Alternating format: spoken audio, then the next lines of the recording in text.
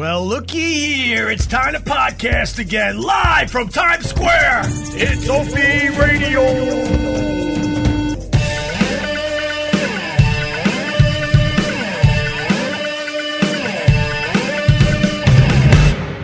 I hope Joey added the echo there. I like the echo on the intro. Do you like it, Mike Gay? It sounds great. Yeah, we are in the lounge here at Westwood One, and I'm getting very, very excited because we got a great guest for this podcast. Chet Stedman from Rookie of the Year. The most obscure movie reference. The guy's done over 100 movies, and you went with that one? That's the only one I've ever seen. Really? Mm-hmm. You didn't see that Lethal Weapon one? Nope. Or Buddy Holly. You didn't see Buddy Holly? Or Point Break. Never saw them. No, you never saw any of those movies? No. Oh, my God. Today we're going to be talking to Gary Busey, one of my favorite people that's living. Is he really? Yeah, because he's completely and utterly out of his mind. Or is he? And he owns it. That might be his shtick. You think it's his shtick? No, it's not his shtick. He had a traumatic brain injury. Yeah, I read that they put gloves in the hole of his head. Right. You're talking about his motorcycle accident back in 1988, I do believe. Yup. Yeah, he was a guy that wasn't into motorcycle helmets. Actually, he was a guy that said there should never be a helmet law. And sure enough, he went over his motorcycle, I think going like 45 miles an hour, hit the back of his head, had a decent-sized hole in the back of his skull. Yeah, he almost died. Almost died. Then there were paramedics in the area because they were setting up for the L.A. Marathon. God, I know too much about Gary Busey. And that's pretty much the only reason he survived, because they were on the scene almost immediately. Oh, they were in close proximity. That's why. Yeah, because they were setting up the route and checking it out for the L.A. Marathon, which I think was the next day. And that's the only reason Gary Busey's still alive. Fate's with that man. They said he had a 2 to 3% chance of living. Oh, God. And, they operated, but, part of his brain went bye-bye forever. And also a football player. I did a little research on him. That might have contributed a little CTE action. You think? He played some college football. For what, Oklahoma State University? I think so. You sure? Nope, I think so. He loves Oklahoma State, that's for sure. So he might have played for them. I guess I got to ask him. I know he played football, but I'm not sure if at that point he was moving on to more being a musician / actor, because he wanted to be a musician at first. He still fucks around, does the musician stuff. Yeah, he's working on a couple things. Yeah, he went out to L.A., I believe, and he saw Van Morrison and the band Them. Van Morrison was the lead singer of a band called Them. And opening up for them, I believe, was The Doors at the Whiskey A Go-Go. And Gary Busey, when he went out to L.A., saw those two bands. See, I know The Doors. And then he kind of told his band, I think we're doing it wrong. Let's go back to college and let's say bye-bye to this music thing. Really? Yeah, but then I think he was talked back into it for a little bit, and then he segged into acting, and that led to him starring as Buddy Holly. And once you get successful at one thing, you get a big head, and you think you can jump into 20 other things. That might have happened too. You think? Well, he became a big-time actor. He's like, let me still do the musician stuff. You want to know two weird things about Gary Busey? Yes, of course. I want to be brave enough to ask him today. Okay. One, he did lines of coke off his dog. Okay. I don't know if he wants to talk about that, but it's legendary. He did lines of coke off his dog. I want to know what kind of dog. Okay. Yeah, because the dog just to sit there must have been a good doggy. It had to be a good doggy, and it had to be a dog with not a lot of fur, because that would be ridiculous. Oh, yeah, snorting all the fur. If he had a collie, that just wouldn't work. Or does he shave the belly of the dog? No, he doesn't do all that. He's not premeditating it. And then he snorts coke pretty close to the dog's wee-wee? No, because that's premeditated. He's not going to go shave it. And when you want to do the coke, you don't give a shit what's around. Yeah, you're not going to shave. All right, we got to find out what dog it was that he did a line off the dog. Okay. And then when he was in college, he pledged a fraternity. And if you listen to the episode with Dr. Ian Smith, I talked lovingly about my experience pledging a fraternity. And one of the things they did, PETA would lose their effing minds over. And I got to ask him about it. But basically, they got like a little piece of like grizzle, and they put it on fishing line. Okay? Okay. And they fed it to the geese. So the first goose eats it, okay, and shit goes through a goose pretty quickly. So now he shits out that piece of meat and the fishing line. And then the next goose ate the piece of meat, and it went through him, and then he shit out the piece of meat and the fishing line. So it's like a long line of them? Yeah, so maybe they were redoing the fishing line to get a little more of this gristle. I don't think it was the same gristle. Long story short, according to the article I read, they had about 18 geese attached to fishing line. Oh, my God. That were moving in unison in the park. And that was one of the things they did when they were pledging a fraternity down there in Oklahoma. So Pete is going to be pissed at that, and probably the narcotics off the dog. They probably don't look kindly at that either. Yeah, I don't think so. And then the guy died twice. He says he knows what heaven looks like because he had was out-of-body there. experiences and stuff. He described, I got notes, he described what the soul looks like. Let's see. Went to the spiritual realm after motorcycle wreck. Beautiful place. Angels all around me. Almost as big as volleyballs. Lights of magneta, amber, white, gold. 3 of those angels came up to me. I was only 14 inches long and a ½ inch wide. That's your soul housed in a column of your spine. And he said it was a beautiful place? Yes.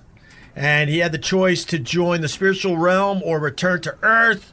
He basically was ready to stay where he was. Gary Busey! I'm talking about you right now. You just walk in? You're talking. Are you kidding me? No, I knew you were talking about me. Yeah, of course I was talking. Is that your wife, Stephanie? Oh my God, we were just talking about Too you. small in there. Huh? No, we have nice No, in here. no, it's nice and cozy. Yeah, no, we got to see you. Yeah, come on in, We man. got to see you. Yes, Of yes, course. I'll be in. Please come We in. got to see you right here. Yes, yes. No, everything is good. Let's do this. I will find a place. No, we got No, Stephanie, we got room for you. Come on, Gary. Look, Nice come on photo in. of you. Hi. Mina, how are you? I'm Mina. Huh? I'm Mina. I didn't realize Gary Busey was just gonna walk in. Nice to meet you. Elizabeth told me. Hey, Mina. Hi. Good morning. Sorry. Oh, it's all good, man. Gary, come on in, buddy. Actually, seats in here as well, but Oh, we have, Okay, we're there's sitting here. seats here. you want to do it in the studio? Oh no, we're all set here. We can have Gary, come on in. Yeah, it's right in. This is nice and cozy. We got microphone heads. Stephanie, come on in. We're all set up nice for you guys, for real. You can sit right there. Gary sits there. Does this scare you? No. They're looking around, Gary. You have us in a little Cracker Jack box here. Gary, Stephanie, sit down. I got here. I want him to sit first. Okay, all right. Let me set him up Certainly you can nice. move those We got plastic waters. around. We got microphones. Maybe you could move the pillows and he'll feel like it's more spacious. Yeah, I can move over this way. Visual thing. Look, we got plenty of room over there. Great. All right. Gary's outside the studio. He's contemplating coming in. Gary, we got this. Me and you. I've talked to you many times, buddy. Yeah, Steph, you're right, and you're right next to him, too. Look, I got a perfect seat with a beautiful pillow. Don't talk about it. Oh, don't talk about what. Okay. I just had knee surgery. Oh shit! You had knee surgery? I got a double compound fracture in my pelvis. Why are you putting my Here. No, let's talk about that because I got a horrible back. Here, take this. babe. There you go. Look. Whoa. Uh-oh. I didn't mean to shove the mic in your face. I was just trying to be. He's excited. I'm very excited. Do you care if I need some water or anything? Well, water would be great. And do you want some tea? Would you go put that down, please? I'm taking off the coat. Okay. And any tea for you I guys? got your water. Who's who here? Oh, no. Opie. Thank you. We've talked before. Oh, listen. You're one of my Talked to favorite so people. many people. No, I understand that. I don't expect you to remember me, but I want to tell you that you're one of my favorite people. Thank you. Hey, we're here. Hello, everybody out there. Oh my God. This is Gary Busey, Yes. The man with the talent. And when I say the man with the talent, I mean everyone around me is multi-talented more than me. Right. Exactly. I would agree with that. Here, hold on. Here, just Okay, pay no, turn attention. around. You do. Pay attention. I'm right here, Gary. Okay, listen. I'm with you. I want to. No, you do it. Here.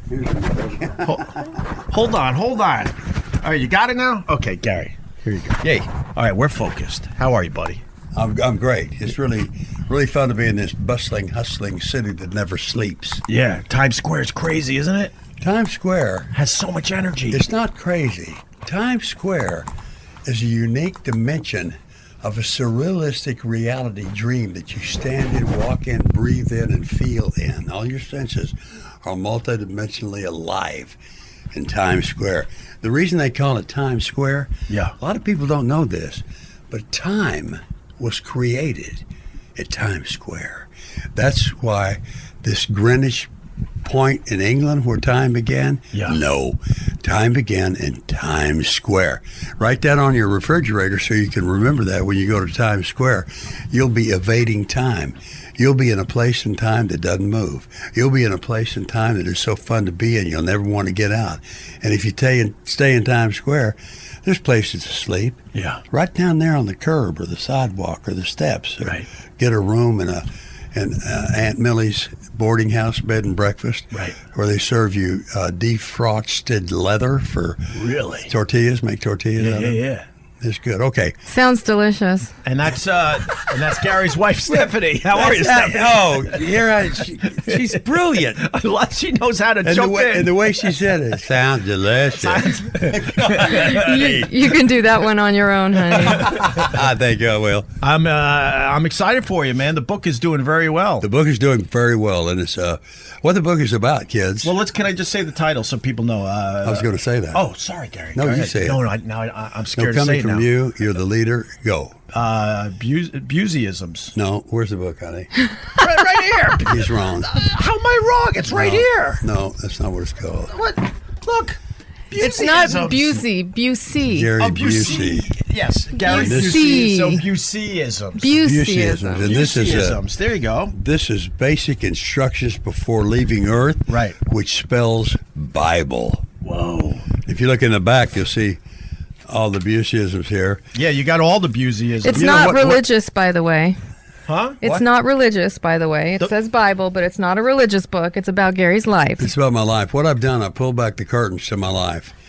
And I'll let everyone in the sea feel, taste, touch, and understand my everything. Right. I talk about all the things I've been through in movies and music, bankruptcy, 2 divorces, drug overdose on cocaine. It's all the stories. I don't pull any punches. I tell you the truth of my truth. And it's a good read. It's a motivational, inspirational read because I was motivated to do the book and inspired by it, but the way it came out, I didn't realize what I'd been through Right. and how I got through it. So everybody out there that gets the book, you will read the book and you will see, hey, I can do this better, what I'm going through, because Gary did this. I'm not giving advice. I'm not preaching. I'm not ministry, as Stephanie said.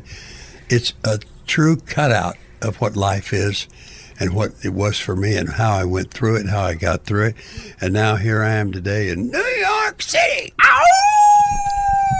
I love it. Do you remember? Do you remember? What you know that sound? You know what that sound is That's like? good, right? Well, it depends.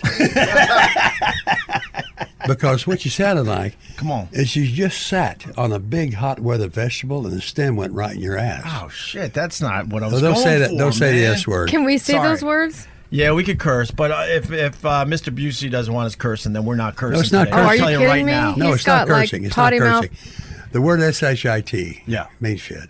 Yeah. Turn of the century. Yes. And from Amazon River and rainforest to Rio de Janeiro, ships were carrying produce. One ship line carried manure. The manure would leak and get out into the other ships. So the other ships with the maritime law said, you got to do something about this. These guys are hauling manure and it's getting into our vessels. How do we get around that? Maritime law said to the manure cargo people, I want you to write a code on your ship that you can see a half mile away with your naked eye to tell them what you're carrying. So they wrote the letters SHIT, and that stands for Sewage Hold in Transit. How do you know this stuff? So whenever you got to go to the bathroom real quick Yeah, and you're yeah. running there, Yeah. you are sewage hold in I transit. understand that. You're full of sewage hold in transit. I understand that. So I gotta. Are you having fun? I love you, bro. We've Now you are talked over the frozen. years. You're frozen in one position. Yeah, because we're just going to film a little. Maybe we put a clip up online. Oh, and great. see what Hey, happens, you know what- right? I mean, you know- Stephanie's beautiful. you know what it looks like? You're a legend. Never You're- mind. Do you know what he What? looks like? Who does he look like? He looks like he's getting ready to do a deodorant ad. Yeah, he does. Hey, he doesn't have sweat stains. You're though. doing great, buddy. That's You're Mike doing in the great. corner with. Thank you so Hi, much.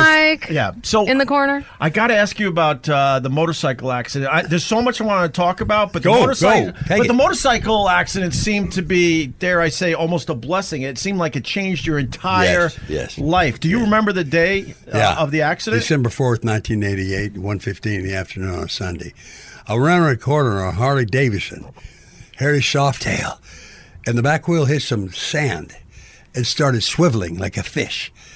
I hit the rear brake, and the bike went down on its right.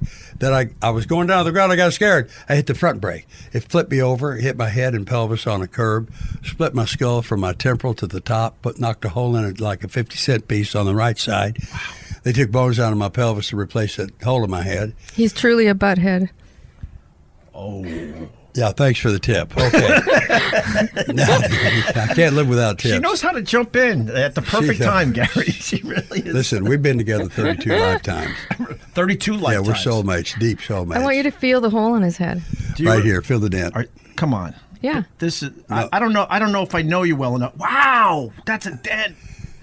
That's a dent. That's a dent. I got the hardest head in show business. I know Did you hear do. So, I'm kidding. So I'm continue. kidding. So you got the hole in the head. Yeah, okay. And I, after surgery. Well, can I stop you for 1 second? yeah. And I apologize. The only, don't apologize. You Stop it. you That's good. you were extremely lucky because the paramedics and help was right around the corner, right at the time because they were setting up for the LA Marathon. I just said that. You did? Did he just say that? Yeah. He's saying you didn't. Say He was that. about to. I interrupted him with my butthead joke. See, you got to blame her, not me, Gary. I'm not blaming anybody. Blame Okay. is a stupid word. You know what blame stands for? What? Being loud and making excuses. That should be a schism for blame. Love it. I absolutely love it. Okay, I'm not going to interrupt anymore because I'm stupid. No, you're not stupid. You go. I got a little excited. No, you go in a different direction. And excitement is great because one of my personality parts, I have 13. Yeah. His name is Pesky, the excitable boy. Opie, the excitable wonder boy. You got a Buseyism for Opie? O-P-I-E? No, I don't do proper names. Damn it. I thought we would be on Because the proper name, your name is the height and the highest ring on the scale of your identity. Yeah. Your name. And when you remember a person's name you met yesterday or 2 days ago, 3 days ago, Yeah. that person will hear you saying his name or her name to them. And that heart and soul of that person you're talking to, where you remembered their name, will be your ally and your friend for life. Love it. Names are importante. Very important. So you had a 2 to 3% chance of surviving, and they got you to the hospital. Yeah, they got me in the hospital really quick. Boom. Landed at the feet of a police officer who was scouting the route of the marathon race, which happens Monday. This was Sunday. Paramedics were 1 block away eating hamburgers. They came and got me. Cedars-Sinai in the operating room. I did that 3-hour surgery. Subdermal hematoma is what I had. And then I came out of that, but I was unconscious. I was walking around, but I couldn't remember anything or record anything in my mind. Then one day, January the 8th, 1989, Elvis Presley's birthday, Yeah, it is. I became conscious. Wow. And I said to myself, something happened with the motorcycle, but that's okay. You know, it wasn't complete yet, my recovery. I would save green beans under my lip Right. so I could have a snack later. I would eat food without utensils, but I would feel the food going down my throat into my stomach. And the doctor said, tell us when you're ready to go home. I said, okay, I'm ready to go home. They said, why? When I put my shoes under the bed, I can smell them. I said, okay, Gary, keep working on that. It's going to work. Then I came and said, now we all have to go home. It's time right now. And the flight pattern for LAX is above the hospital. They come over at about 500, 600,000 feet. And I said, do you know why the jets won't land? And they said, why, Gary? Because they know the hospital is at the end of the runway, and if they land, they'll kill us. We've got to get out of here. Wow. Well, they let me out of the hospital 2.5 months early because all their diagnoses with occupational therapist, speech therapist, physical fitness therapist, neurosurgeon, psychologist, they've realized that I wasn't what they thought I was, which was off, dead, boom, not coming back. But they said Gary Busey was born with the energy of 10 men who have normal jobs. And I'm 74. I'm still at that energy. You look get great. it? Never mind. I would just I get it. Hey, listen. I would just like to add that while he was in the hospital, he had to learn how to walk, talk, speak, eat everything all over again That's like a amazing. baby. Yeah. It And was that whole experience in detail is in his book, Oh no, I know. It's a great which read. I found really fascinating. Yeah, I want to ask you about the afterlife because when you were in the hospital, you died briefly for the first time. You've died briefly twice. Death, DEATH, stands for don't expect a tragedy here. Nice. You don't die. You don't die. You go smoothly with a guide to another plateau that's incredibly, powerfully different than Earth. And it's beautiful. It is beautiful. Death and dying are Earth words. You're actually transcending to a new plateau, a place where honesty, trust, truth, protection are all around you and inside of you. It's the most beautiful place. When people pass on, people like to cry. They don't like to. They just grieve, and that's an earthly way. What I feel we should do when someone passes over is celebrate their life on earth and celebrate where they are now. And God bless them for what they gave us. And we'll see you. We'll see you soon. Yeah. So be it in His name. Pow.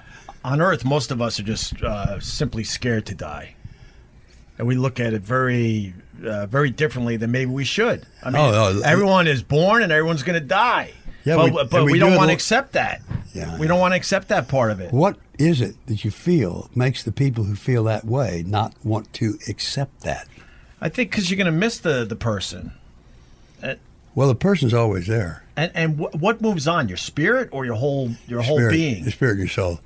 Didn't you see your spirit when you were in the afterlife briefly? Afterlife is an earth word. There's no such thing. Oh, fair enough. Fair enough. Because I've been there. Right, but I think you described your Life. spirit as being 14 inches high. No, about 13 inches long and a quarter of an inch wide. Okay. That's your soul. And your soul is housed in the column of your spine. I get that because I meditate.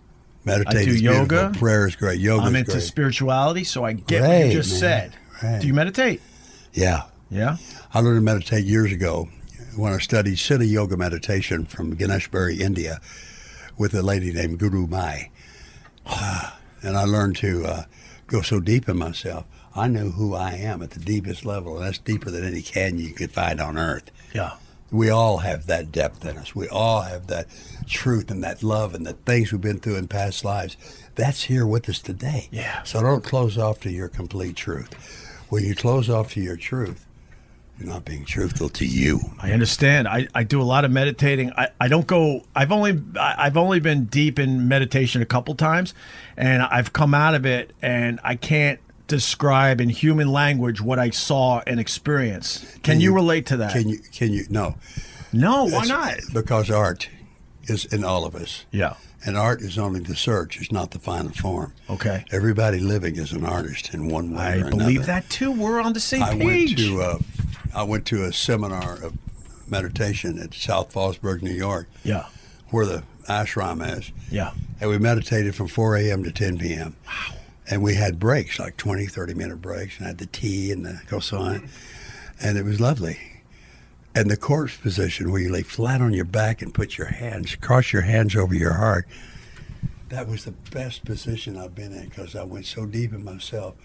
I'm an old soul. Yeah, you are. I was on Atlantis, connecting people to stars with crystal to heal them. Right. And I fought at the Alamo. Did you really?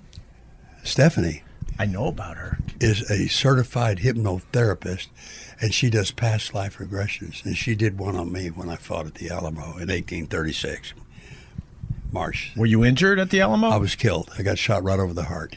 Damn. And we went to the Alamo on my 70th birthday, and I told the director of research and history at the Alamo Yeah.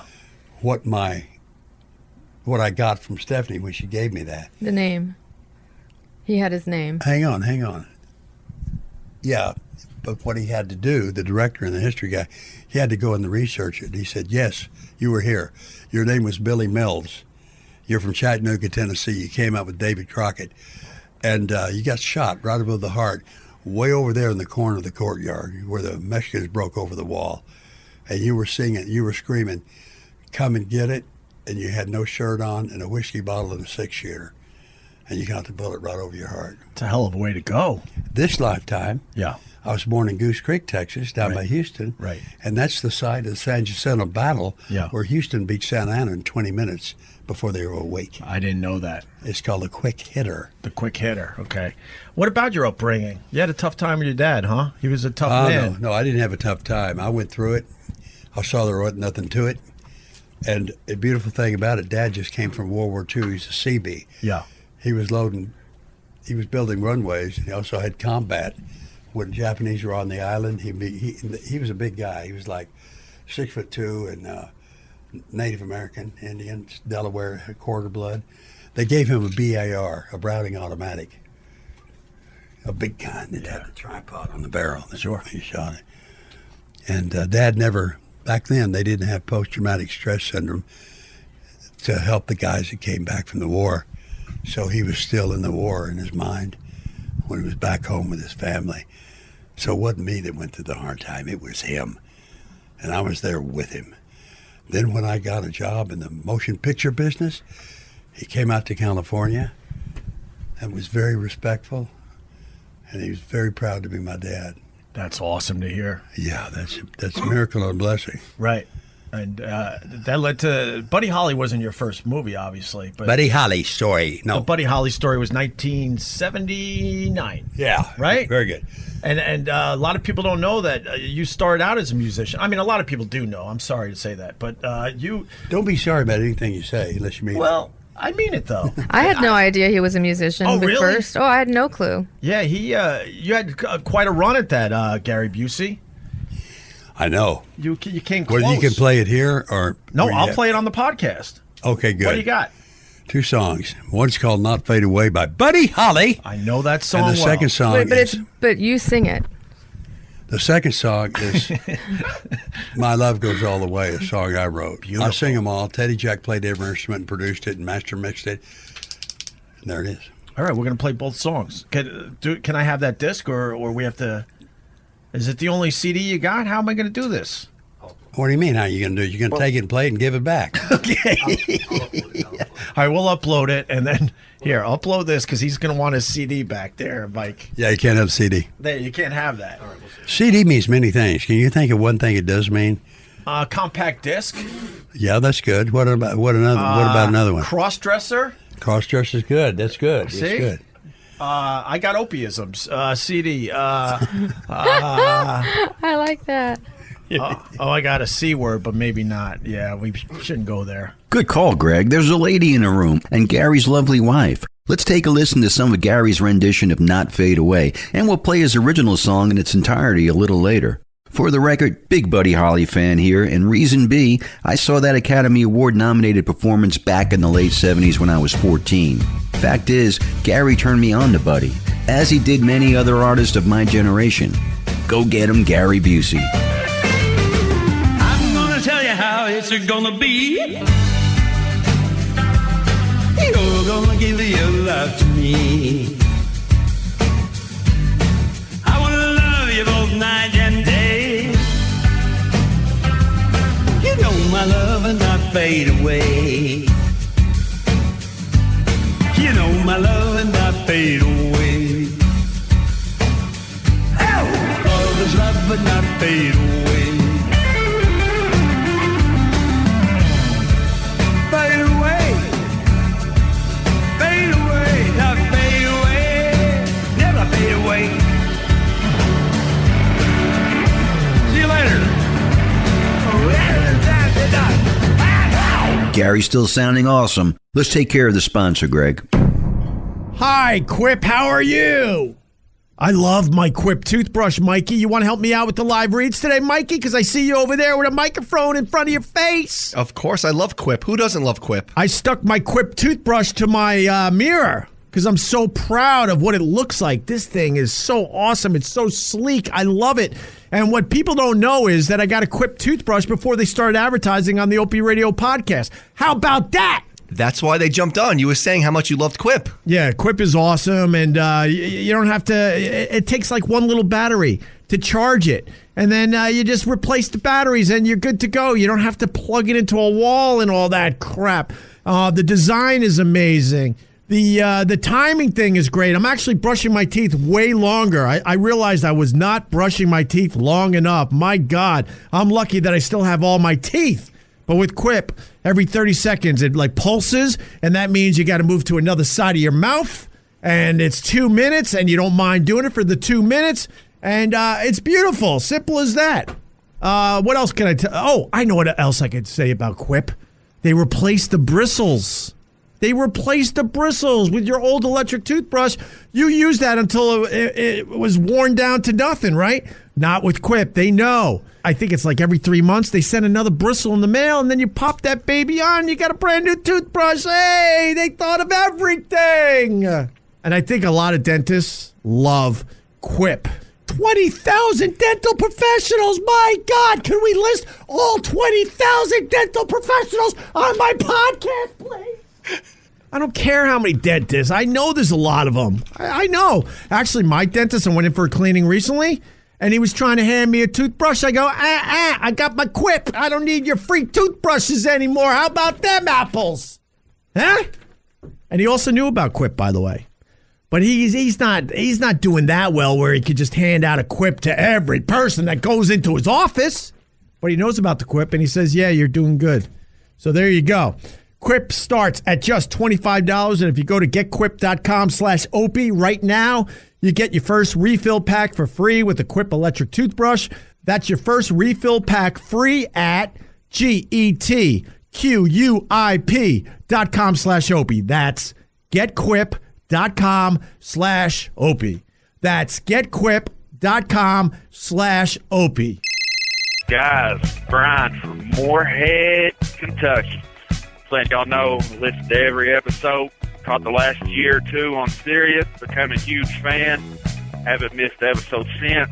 Carl, you're the man, son. Need your own podcast.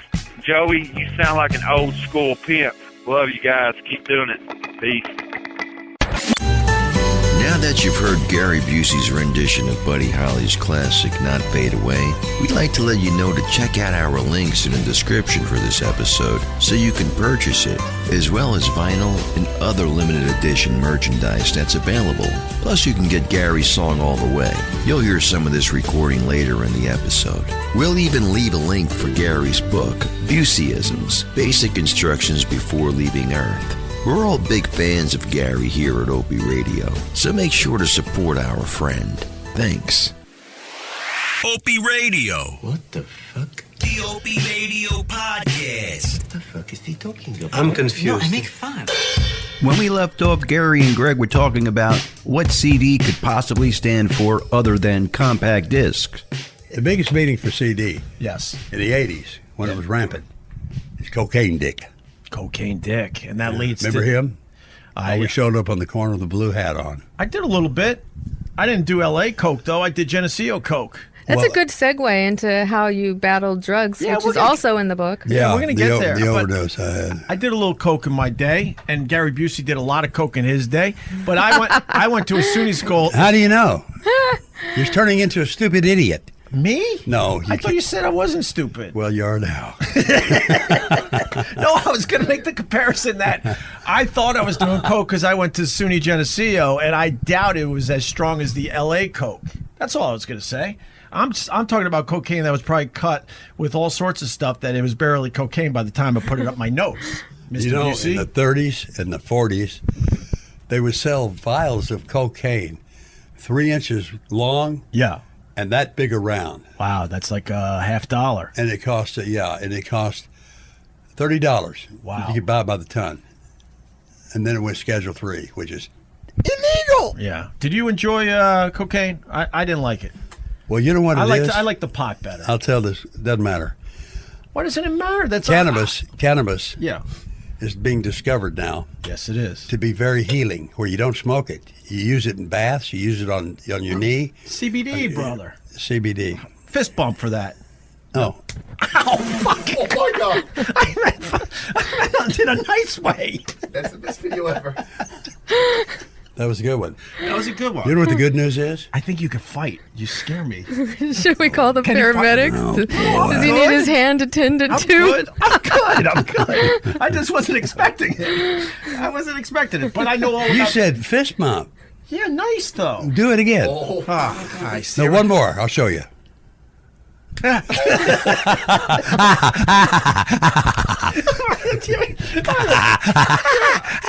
Uh-oh. Okay, let's do a nose bump. No. This is really fun. No.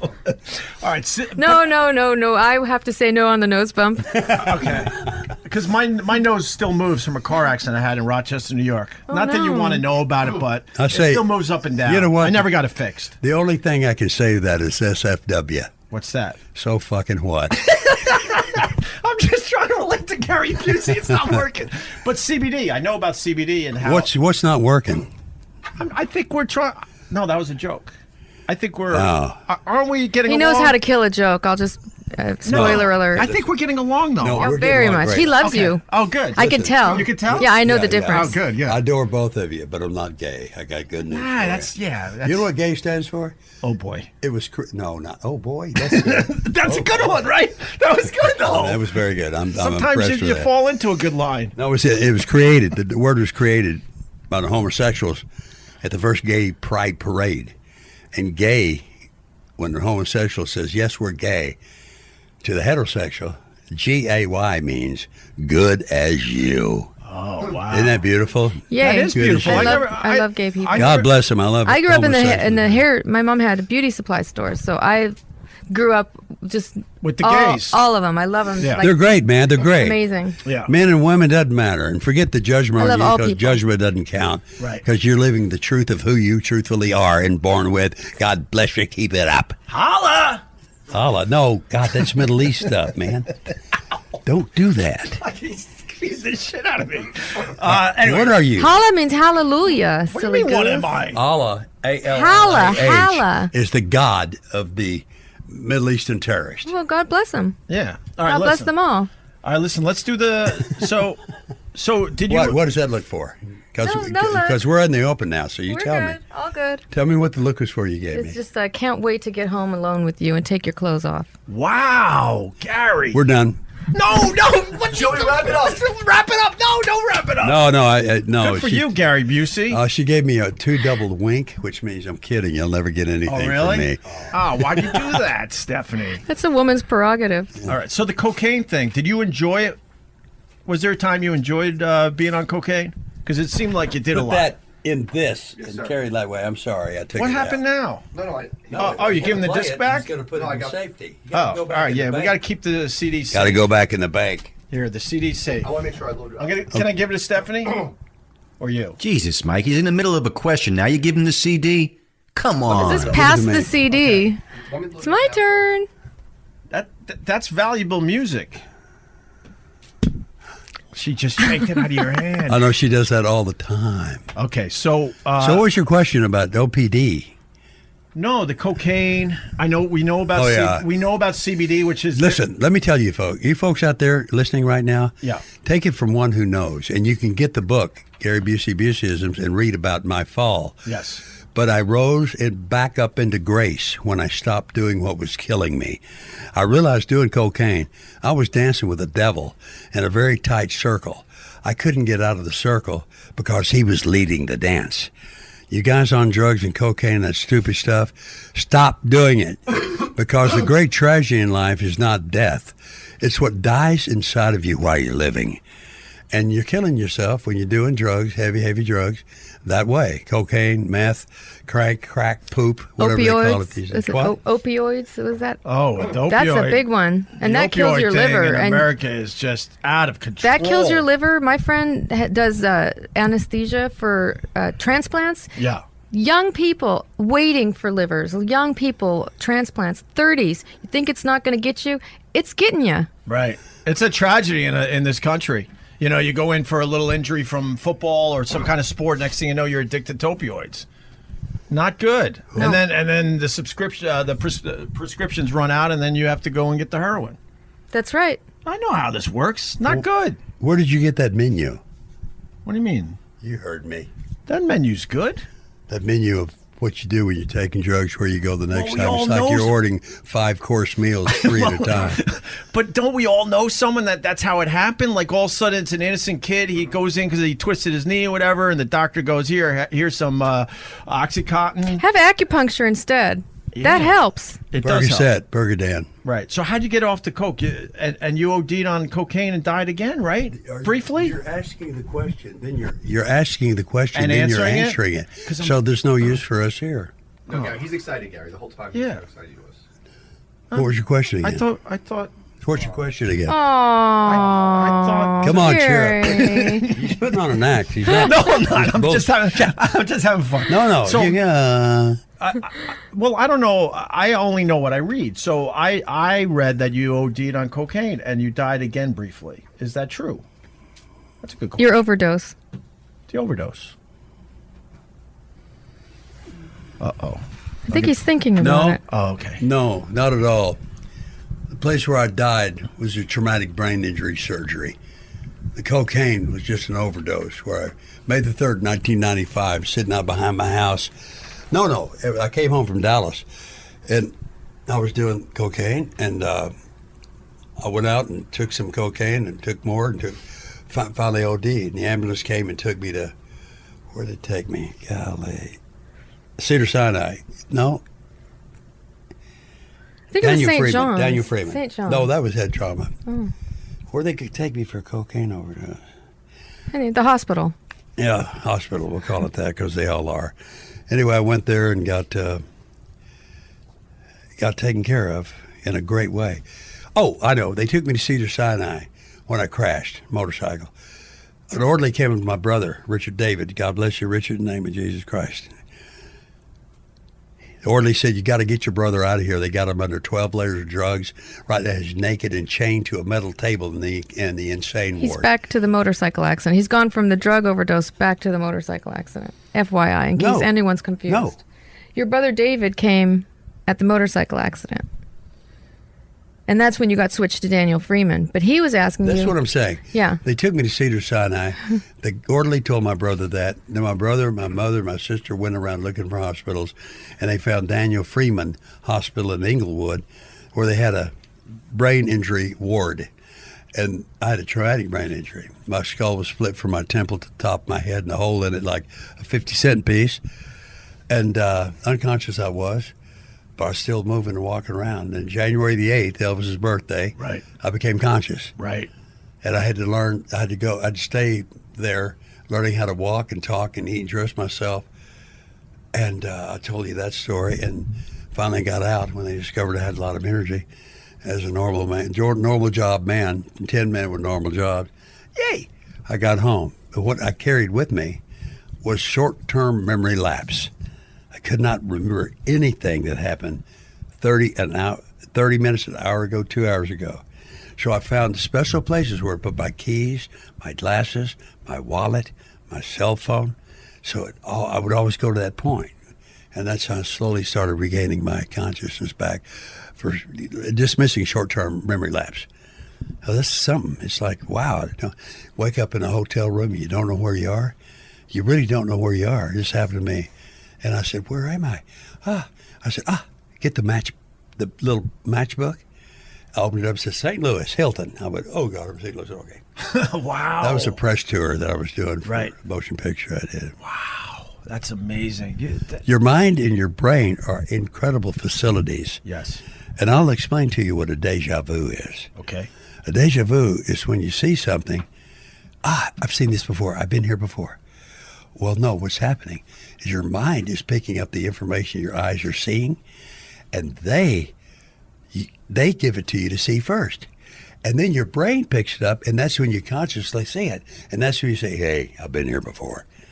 And I had Vuja days when I came in and recovered from the brain surgery. And a Vuja day means I know I've seen that before, but this is like the first time I'm seeing it. Wow. It's incredible, the mind and the brain, how they work together. You must take care of yourself with how you eat. Yep. You must take care of yourself by not taking any drugs unless prescribed to you by a doctor of goodness. Stay away from the drugs. I know. I did it. It's in the book. You've got to read the book to get ready to see what life is bringing you, because the past is history and the future is a mystery. Mm-hmm. And where you are now is a present. Right. Because we're in the present. Absolutely. And that's living in the moment of now. And now, NOW, stands for no other way. We all should live in the moment. People don't understand that. They obsess and focus on the past, or they focus on what's going to hopefully happen to them in their lives. Oh, when yeah. they're missing the moment right in front of their face. Opie, I'm Be so present. proud of you. You're incredible. I know now why you have a podcast. You're Thank you, Gary dynamite. Busey. No, I'm very impressed with everything you're Really? doing. Well, I Maybe not everything. I got No, to give credit to my wife, because I was a wild shock jock type of guy, and she kind of brought balance into my life and a little meditation and spirituality and living in the present. I want to do a series Yeah. called The Women Behind the Men. All right. It's cool. It takes place in a rehab. Right. In a rehab. That's where all the women go. Right. I don't know if you Just know kidding. this, but she thinks I'm always in rehab, even here. Well, Oh, I forgot to ask you about heaven. Because someone asked you about heaven. Who's Kevin? Kevin on Home Alone? That's quick. That's quick. I'm quicker than a snake in heat. I don't know. I've never seen a snake in heat. Well, let me tell you. I don't know, Let me I don't tell know you what that happened. means. Oh, There's a rabbit and a snake I love this story. in the woods. Okay. The snake runs into the rabbit. They're blind, right? Be quiet. Shut up. Shut up. God. No, they're not blind. Anyway, they run into each other. Yeah. And the snake says, "Hey, what are you?" And the rabbit says, "I don't know. I'm blind." "Oh, you can't see who you are?" "No." And the rabbit says, "Why don't you go over my body with yourself and tell me what you find and what you feel?" So the snake said, "Okay. You have big hips. You have big thighs. You have long feet. You have a little ball of like cotton on your butt. And you have a nose that's always wiggling and long antennas. And you have long ears on the top of your head." And the rabbit goes, "I'm a rabbit. God, that's great. I know what I am. I'm a rabbit." Snake says, "Okay, do that to me, what I did to you." So the rabbit goes over the snake. He says, "You're very long. You're slimy. You have a terrible odor. Some of your skin is coming off. You don't have arms, legs, or hands, or feet. You have a little bitty head with beady eyes and a forked tongue coming out of your mouth."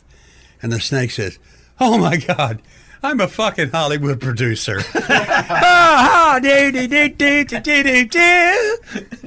That's a good. Thank you for helping me, honey. I love you. How long have you guys been together? 32 lifetimes. Oh, you said 32 lifetimes. We gave birth to a son in Italy. Congratulations. Oh, yeah, it was a while back. But he became an emperor. His name is Oh, wait. Constantine. That's another life? Yeah, he's telling you. Okay. I'm sorry. No, you don't have to be sorry. No, I am sorry because I couldn't follow that. Sorry, we have a Buseyism for sorry. Sending out retractions regarding yourself. Right. Okay, where were we? I like that. No, I Why don't you tell him about our son in this lifetime? That's what I was What, getting what at. was I talking about there? Constantine. Oh, yeah. We gave birth to a son named Constantine. In another According life. to He became an emperor and took Christianity to Istanbul, where they ran out the Ottoman Empire in 1424. That's not in the book. That's according to a psychic profiler that I had a phone conversation with. Yeah.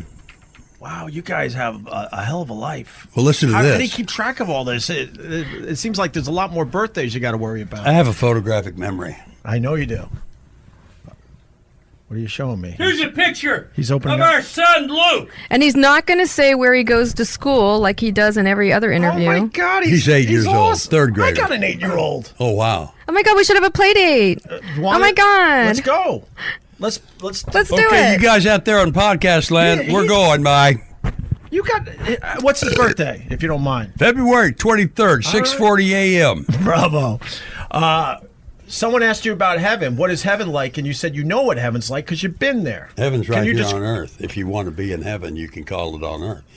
With your looking at your life through your spiritual eye. And when you look through your spiritual eye, you'll find out there are no illusions. Everything is real. Right.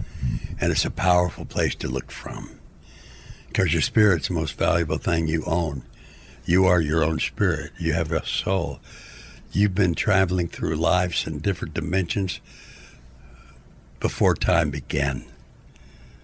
we have that honor I of understand. living. I understand that too. Believe it or That's not. why to take care of your life and learn how to take care of yourself. And what's in the book is me Right. failing and falling and running and jumping. The word failing Yes. stands for finding an important lesson, inviting needed growth. I like it. That's So a great chapter about when he was on Celebrity Apprentice. And he knew The that. failing chapter, because every chapter starts with Abuseism, and then Yes. it tells the story of his life in Yeah. that chapter. And I think it's a good segue to. It's time to give you a test. What's OP? what's the test? We need to give you a test On what? on the book. No, I didn't read it yet. No, we got it this morning. No, we just got it. Okay, never mind. But I'm not gonna lie to you. Man, oh no. But look at all the notes I did. Look. That's pretty good. I thought you read it. All those notes, I give you an A Look plus. at all these He gets the notes. A plus on the test. You want to read your notes? No, there's a couple scary things in there. Oh boy. I wasn't. Yeah, we don't need that. No. We don't need that. So you get an A plus for all those notes for just getting the book this morning. Gary Busey. I'm prepared. Look, Buddy Holly, 40th anniversary. Went to Oklahoma State. Pledged to fraternity. I pledged to fraternity. Everyone knows that I pledged to fraternity. Yes. But I didn't have a place to stay. I transferred from Kansas State College in Pittsburgh, Kansas. I got a scholarship in drama at OSU. And I was a pledge to Sigma Chi, so I went to Sigma Chi House and said, I am pledging there at Kansas State. Can I join the pledge group here? They said yes. A guy came out eating a hot dog with mustard all over his face. He was the president of the fraternity. He played piano and organ. They had a bass player in the fraternity. They had a guitar player in the fraternity, but they didn't have a drummer. And I had the president of the fraternity said, I see you have a set of drums in your car. Yeah, I said, they're red, aren't they pretty? Yeah. And he said, well, we don't have a drummer. I said, I'll play. So we played, and we worked up, played on campus. Oh, you're gonna drive Joey nuts. Hey, Sorry, Joey's Joey. all-knowing, and he's gonna. Okay. what? Oh, I'm Joey's messing with this. all-knowing. Yeah. Who's Joey? You don't want to know. No, who is he? We leave. He's in Dallas, but he hears everything. What's the big deal about Joey and Dallas? No. It's because I was making interference noise. Yeah. Why did you do that? No, it's all good, all good, all good. To interfere, I guess. I don't know. It drives Joey nuts. So go on with your story. That was great. You're talking about that you were the drummer. Yeah, we put together rehearsals, then we played on campus.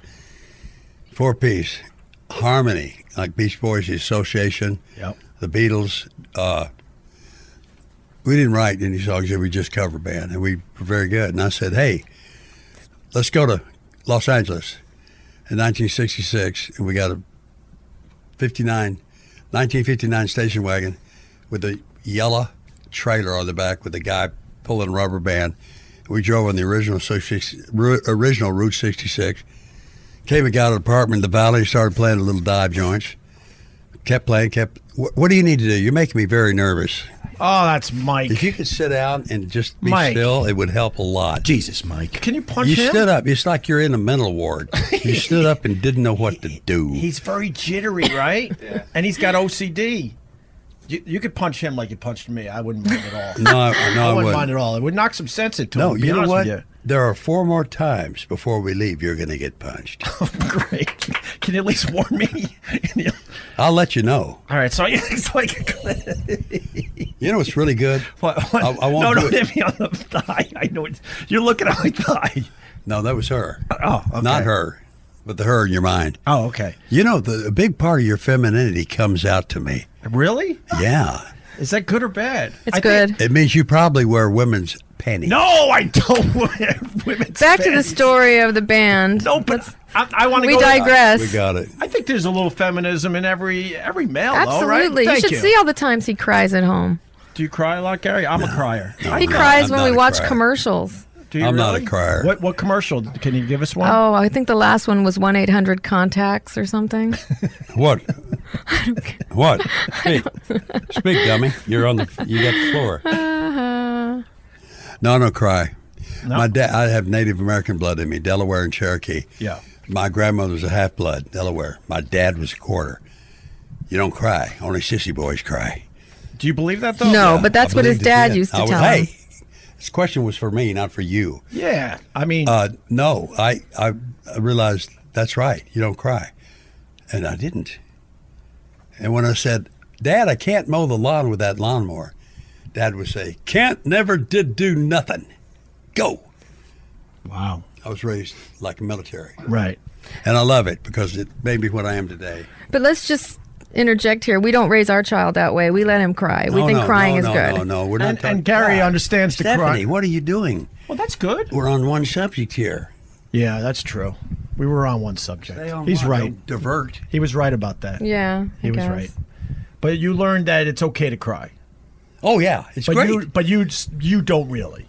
Yeah. Okay. So you went to L.A. I remember. You know, the next time I strike you, I promise I'll cry. I'm going to cry too. You know, you have How many more punches do I have to take? Well, do you know where your sternum is? Oh, no, not in the sternum. I cracked it once playing basketball. That was That was the doesn't worst matter. injury I ever had. That's Not comparing to That's what in the you went past. through. That's in the past. Yeah, but every breath was like, the sternum is 3 bones. yeah, I know. Trust me, I know. I cracked it. Look at me protecting. I'm protecting. There's that Opie face again. What's You, the only you, thing? you know what you did? What? You just you put your arm across the bra you're not wearing. I don't have. Bam! Gotcha. I got you to take your hands away. Okay. All right. Okay. So we took care of the sternum. How many more No, punches? no, hey, no, we haven't. No. Oh no, you're a very complicated dude. Yeah, I am. I like that though. Hey, you guys out there listening to this? Yeah. I've done a lot of press in my time. Big deal. So what? I know that. But these guys here at this podcast are two of the most generous, idiotic, genius, brilliant people with headphones on, holding microphones, sitting in a little room. Hey, excuse me. That was them. That was Opie. He just burped. So what we're going to do is, you guys out there listen to this all the time because you don't know who's going to come up. You don't know who's going to come out. You don't know what's going to go down. And you know it's going to be great. I think we're connected. I just did a commercial for you. And I think we're connected in a weird way. So you went to LA. No, I'm serious. You think. You don't know. I don't know. Why? How would I know that? But you have to go deep inside. There's a lot of stuff you're saying that I can completely relate to. It's about time. I understand the spirituality thing. I understand the spirit, and I understand your spirit is in you, and then moves on to another life after you're gone. Your soul and your spirit, yeah. It continues on. Yeah. What do you want to be next lifetime? Oh, that's a great question. If, you know what? You can play with that question out there, you guys. Think about, guys and girls, think about what you'd like to be in your next life. And write several pages on who that person is, what that person does, where that person goes, what that person is achievement bound for. What if that person's a failure? Well, if you're a failure, the good thing about creating a new lifetime where you're a failure, you can always rise to the top. And that's what this book is about. Absolutely. I would like to add one thing. This book is also very revealing on real cool, fun, behind-the-scenes stories of some of Gary's best movies. Yeah. There is behind the scenes of how he got the part of Buddy Holly and filmed Buddy Holly. There's behind the scenes of Big Wednesday. Lethal Weapon. A Star is Born. And Lethal Weapon was actually already cast, so there's the whole behind-the-scenes story of how he got the part. Yeah. There's behind-the-scenes story of The Firm and some funny little dare he had by Sidney Pollack about his scene with Tom Cruise. There's behind-the-scenes of Fear and Loathing in Las Vegas, Celebrity Apprentice, Entourage. There are so many fun behind-the-scenes stories of this dude's career. Yes. And he was in the best Thank Star you, is Stephanie. Born. Did you hear Stephanie? I heard it. Well, I haven't seen the new one, and I've heard that one's pretty spectacular. But I have to say, I grew up on the Star is Born that he was in. I didn't know he was in it at the time. Chris Christoph. My sister and I. Sorry, did I interrupt? Okay, I'm sorry. Don't punch me. Don't punch me right now. Punch in the fucking face. What? He'll punch me. He says he's gonna punch me in the fucking face. There's one. All right. Two more. Okay. That wasn't that bad. Okay, That one I continue. could. All right. Go ahead. No. All right. Let it continue. Calm down, sweetheart. No, I What? like them. My sister and I used to sing to the soundtrack of A Star is Born. Yeah. Back in the 70s. Yeah. She had one song and I would have another, and then it would trade off on the songs. Right. So I knew all the songs from A Star is Born, but I had no idea this dude was in it until I met him. You had no idea. No, because I was like, what, 8 or 10? That doesn't matter. Okay. Yeah, it doesn't matter because No. you guys had But 32 the good lives thing is I together found already. out No, now. but ask her about what did you think? Did you have an idea you were going to marry and have a baby boy with Mr. Joshua? I loved that movie in high school. Oh my Yes. God. No, after, was it college? I don't know when I saw it. What was it? 87. 87? College. I loved that movie, and I thought he was the sexiest bad guy. Yeah. And then he would come shop. We had a store in Malibu, Right. beauty supplies. A And beauty supply. after that movie was out, I used to work there as a kid, in my mom's store. He'd come in and he'd buy hairspray. One time I sold him 12 cans. And then he'd go, he's an easy sale, very suggestible. And then, then like years later, he came in again with his second wife. He Yeah. was a manic guy going in and out of the store with his cigar because he couldn't bring the cigar in. And I was waiting on his second wife, and he'd go out to puff the cigar and then come back in to see how his wife was, and go in and out. And I was like, wow, this guy's a little manic. And then, but he didn't even notice me. And then the third time he came in, he noticed me. What happened was I have a very dear friend that came from the same part of Texas I did, Friendswood, Texas, next to Goose Creek. And she had just had an incredible... Bless you. I need something to spit in. Oh my God! No, you can't spit in. Okay, here, have a drink. I think that's. I think you just spit up your spirit. No, let's go. Let's go. That's a good line. There goes your spirit. Okay, where was I? You might want to Hey. take that with you. You were coughing up a lung. That's where you I were. know where I was. Where was I? You talking? were. You're talking about going to visit Terry at the shop. Yes. Okay. Yes. She just come out of an incredible, big, huge, disastrous divorce. Quit laughing. A very rich guy who had girlfriends all over the world. She didn't know it. She ended up sleeping in a car and lost everything she had. So she wanted to share that with me because we're old Texas buddies. Went out and talked to her and heard her. But before I went out there with her, Terry was getting her hair done, and I looked over the counter and went, shh, double take. She was standing there, not doing anything, but just smiling her smile. And I walked over to her, and there's a card on the counter that says certified hypnotherapist. And me with brain surgery, traumatic brain injury, and that, I'm very interested in the mind and the brain. So I questioned that. Then we go home. She only worked there on the weekend, so next weekend I go, okay. Oh, got to go to Malibu. Got to go to the bank, see about my shoes, go get a cookie, and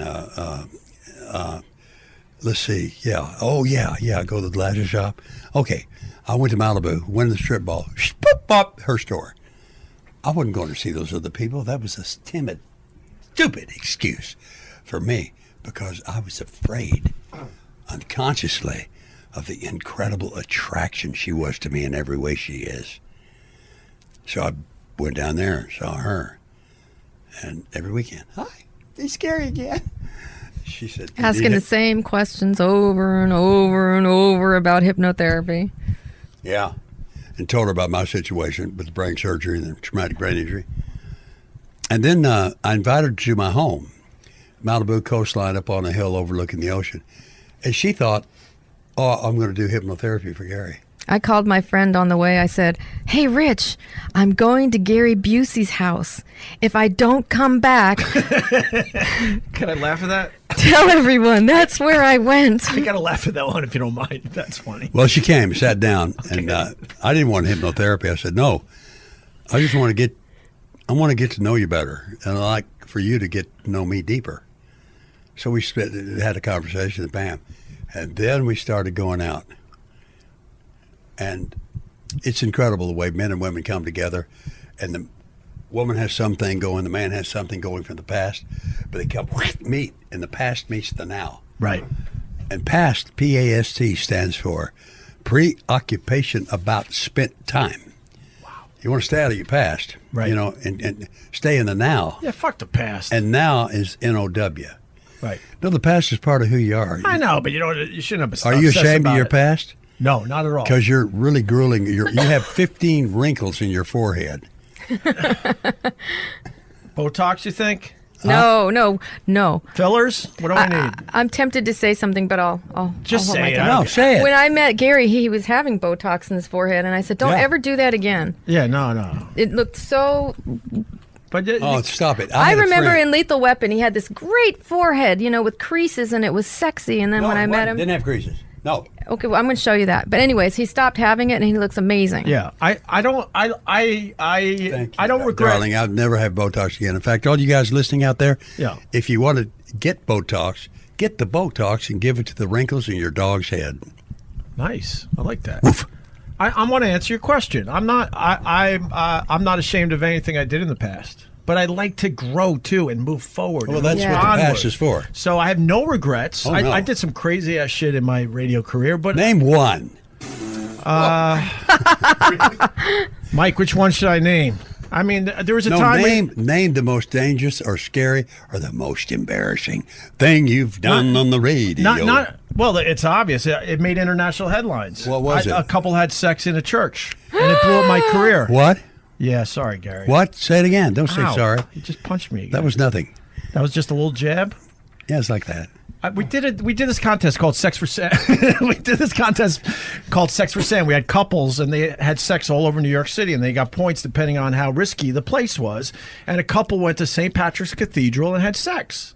Oh, we were just going to go over there after And have this. sex. It was in the vestibule, though. It was in the vestibule. What's a vestibule? It's like before you actually get That into the sounds church. like a town in It's where they check Caracas, your bags. Venezuela. Yeah. It was It's not where they what? So what, you got fired? They check your bags. Slow and down, stuff. slow down, please. They're not understanding you. So, but it was international headlines, and I got fired. Why? And then I Did had you to sit out for instigate it? 2.5 years. It was our contest. Did you instigate it? Yeah, we came up with the. Shame on you. Well, what do you think about organized religion? No, Oh. we're not going to go there. Hold it. Yes, I'm not I a am. fan. Yes, I am. Please don't. Organized religion. Is that bad? No. right. I was raised. He's listen, gonna go. Listen, I was raised a Christian. I'm still a full-blooded Christian. Jesus Christ is my Savior. Okay, when I'm going through the life and death things with brain surgery and the cancer in the middle of my face and other things I've been through, and I had a lady come up and tell me that she said, Gary, I want you to know something. I want you to forget it. I said, okay. She says, organized religion is built for people to be afraid of hell. Spirituality is for people who have been there. I said, well, I'm in the second group. I've created my own hell several times. And you can read about my hell and how I got out of it in the book. And the book makes a great gift for anniversaries, graduation, Christmas. birthdays, and Christmas. Christmas is getting there. I liked what he just said Me too. because I was brought up in organized religion, but I focus more on spirituality myself. Same here. What was And the I- dominion? Catholic, Oh, dear. Catholicism. Yeah, well, We go for saints of all religions. but I think I take our son to Sunday school at a place where it's saints of all religions, and it's meditation based, and they teach the children to meditate. nice. It's beautiful. Meditation and prayer. See, I are think a very powerful I think we'll connection raise to our kids spiritual- in some kind of organized religion, but also show them that there's other things to look at as well, right? Absolutely. Okay. I feel that way. All right. I tell our No, son no, that these No, that's not right. You Not- don't not look at right. anything. You don't look at anything. You feel it first. Why are you pinching me? That's the way. Is That's what Shyamalan's do when they're not in the right color. Yeah. Punch. I like the way you opened your hand this time. You saved your fist. It's good. No, He one learns more. from his mistakes. One more to end. No, No, two more. one more. Two more. Gary, too. There's two. One more? Put up your hand. Give me two. Give me two. You me talk. two. Give me two. Is this going to be bad, Stephanie? No, nothing's bad here unless you want it to be. And Your bad. phone is giant. BAD. All right, here you go. BAD stands for baloney and dirt. That was Gay. Okay, listen. That counts as two. We didn't finish the LA story. So you were in a band in Oklahoma. Yeah. With your fraternity brothers. I The guess. Rubber Band. It was called the Rubber no, Band. I know it was the We Rubber came out Band. to California, started playing in places, and got a deal with Epic Records. Wow. And did our first album with Epic Records, our first and only. 1968. But you saw Van Morrison and the band Them. Excuse me. Oh, yeah. They took- at Whiskey this a manager, Go-Go. The manager we met, we sang a cappella for him. He said, well, okay, I want you to go with me to the club. I'm managing a group there, and I want you to see him. They set us in the best seat in the Whiskey. They had, on the big walls, was film of protoplasm with amoebas and hydras running around. And everybody, the guys had no shirts on, hair down to their ass. And they had bottles of stuff, and they were acting silly. And we were dressed in 4 blue blazers and white jeans and saddle oxfords and a great shirt. We were a band. We meant it. And boy, opening act, oh no, the headline was them. I want G-L-O-I, Gloria. The opening act was the Doors. How crazy is that? I leaned over to That's my awesome. piano player, Glenn, not my piano player, the piano player. Yeah. And I said, Glenn, I think we're on the wrong trail ride. So we finished that summer, went back to OSU to go to school, turned on the radio, and what was the hit? Number one hit all over the country? Baby, Won't You Light My Fire. Wow. So we said we were on the wrong trail ride. This time after school year, we went back and stayed. Well, did you get rid of the blazers and the outfits and kind of do more of the 60s thing like the Doors were doing and No, everybody else? No, we just dressed in our regular clothes. That's what I mean. Yeah. We didn't have our costumes or you didn't uniforms. have the uniforms anymore. What was your thoughts on Jim Morrison when you saw him for the first time? Like this. Like, what the fuck is this? Really? What's he saying? Yeah, Gary's doing a bullet. He says, break on through to what? The other side. Break on through the other side. Where's the other side? Heaven. God, these guys, they have a different way of seeing things.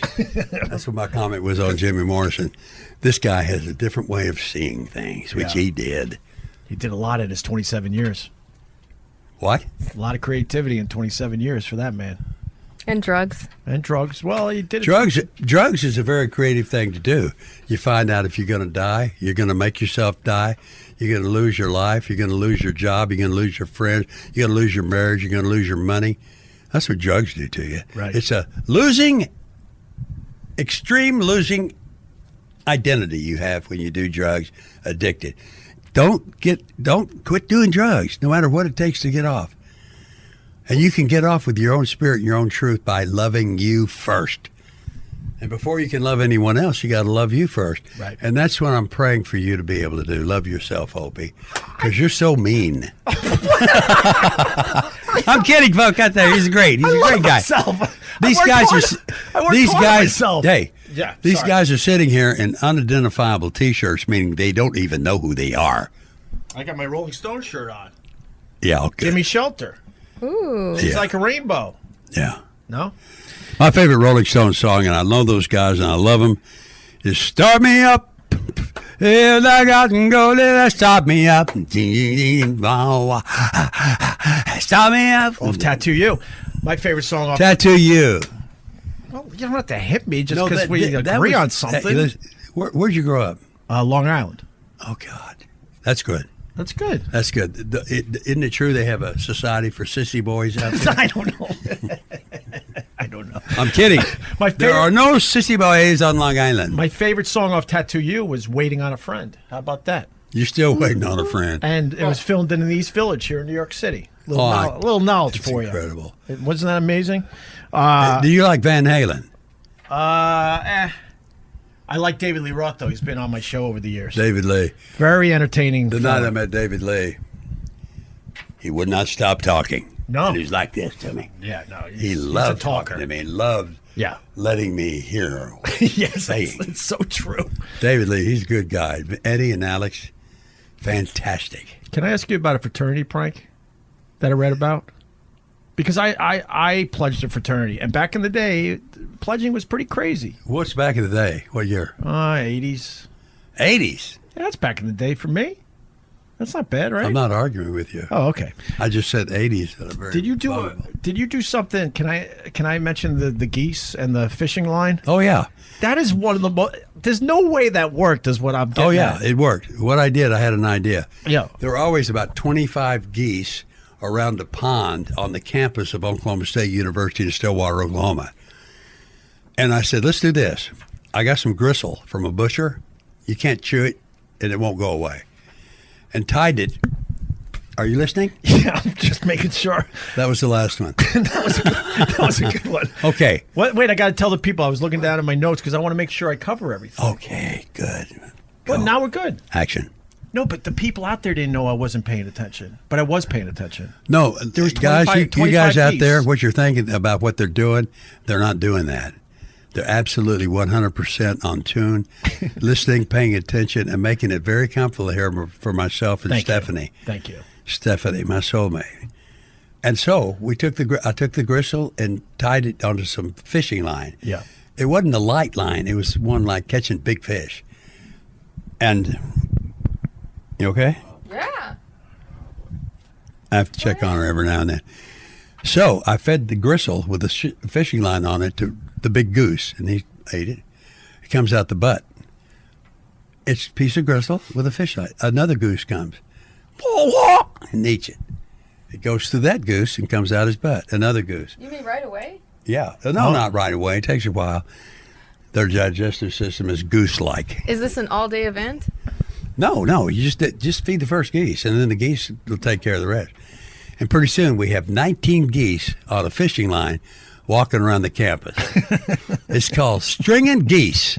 That's what we called it. You never heard this story, Stephanie? I don't like that story. Yeah, but it's from the past. Okay, yeah. You know what I mean? Hey. I love animals. How did you unstring them? Wait. You're missing something in your Okay. imagination and Okay. ability to think. My sweetheart wife can think better than any woman I've been with or know. Did you fart? With the exception of my mother. That would be Mike farting. Sounded like a fart. Did you fart in front of a lady? I sniffed. Do you know what that was fart definitely stands a for? fart. It was not a sniff. Abuse isn't for fart? Yeah, I read it. Oh, can I read it out of my notes? That's good. No, you That I can't took the read. You have to say it. You But- can't read out of your nose. But I took the time to write it down right there. Look. I Well, wanna you show wasted time. Feeling a rectal transmission. Yeah, well, just about. Wait, I want to get Fist back to bump. the geese. I want to get back to the geese. How did you unstring them? Oh, You just snipped the line. no. No? She asked me a question, not you. Oh, sorry. Okay, ask him. He wants to talk for no reason. Well, if that's the answer, you just doesn't know the snip it. I was guessing. Okay, how do you? Yeah, How do don't you? Well, the geese loved it. They loved it? They would sleep in a circle with their noses together, and they loved it because they were all together doing the same thing.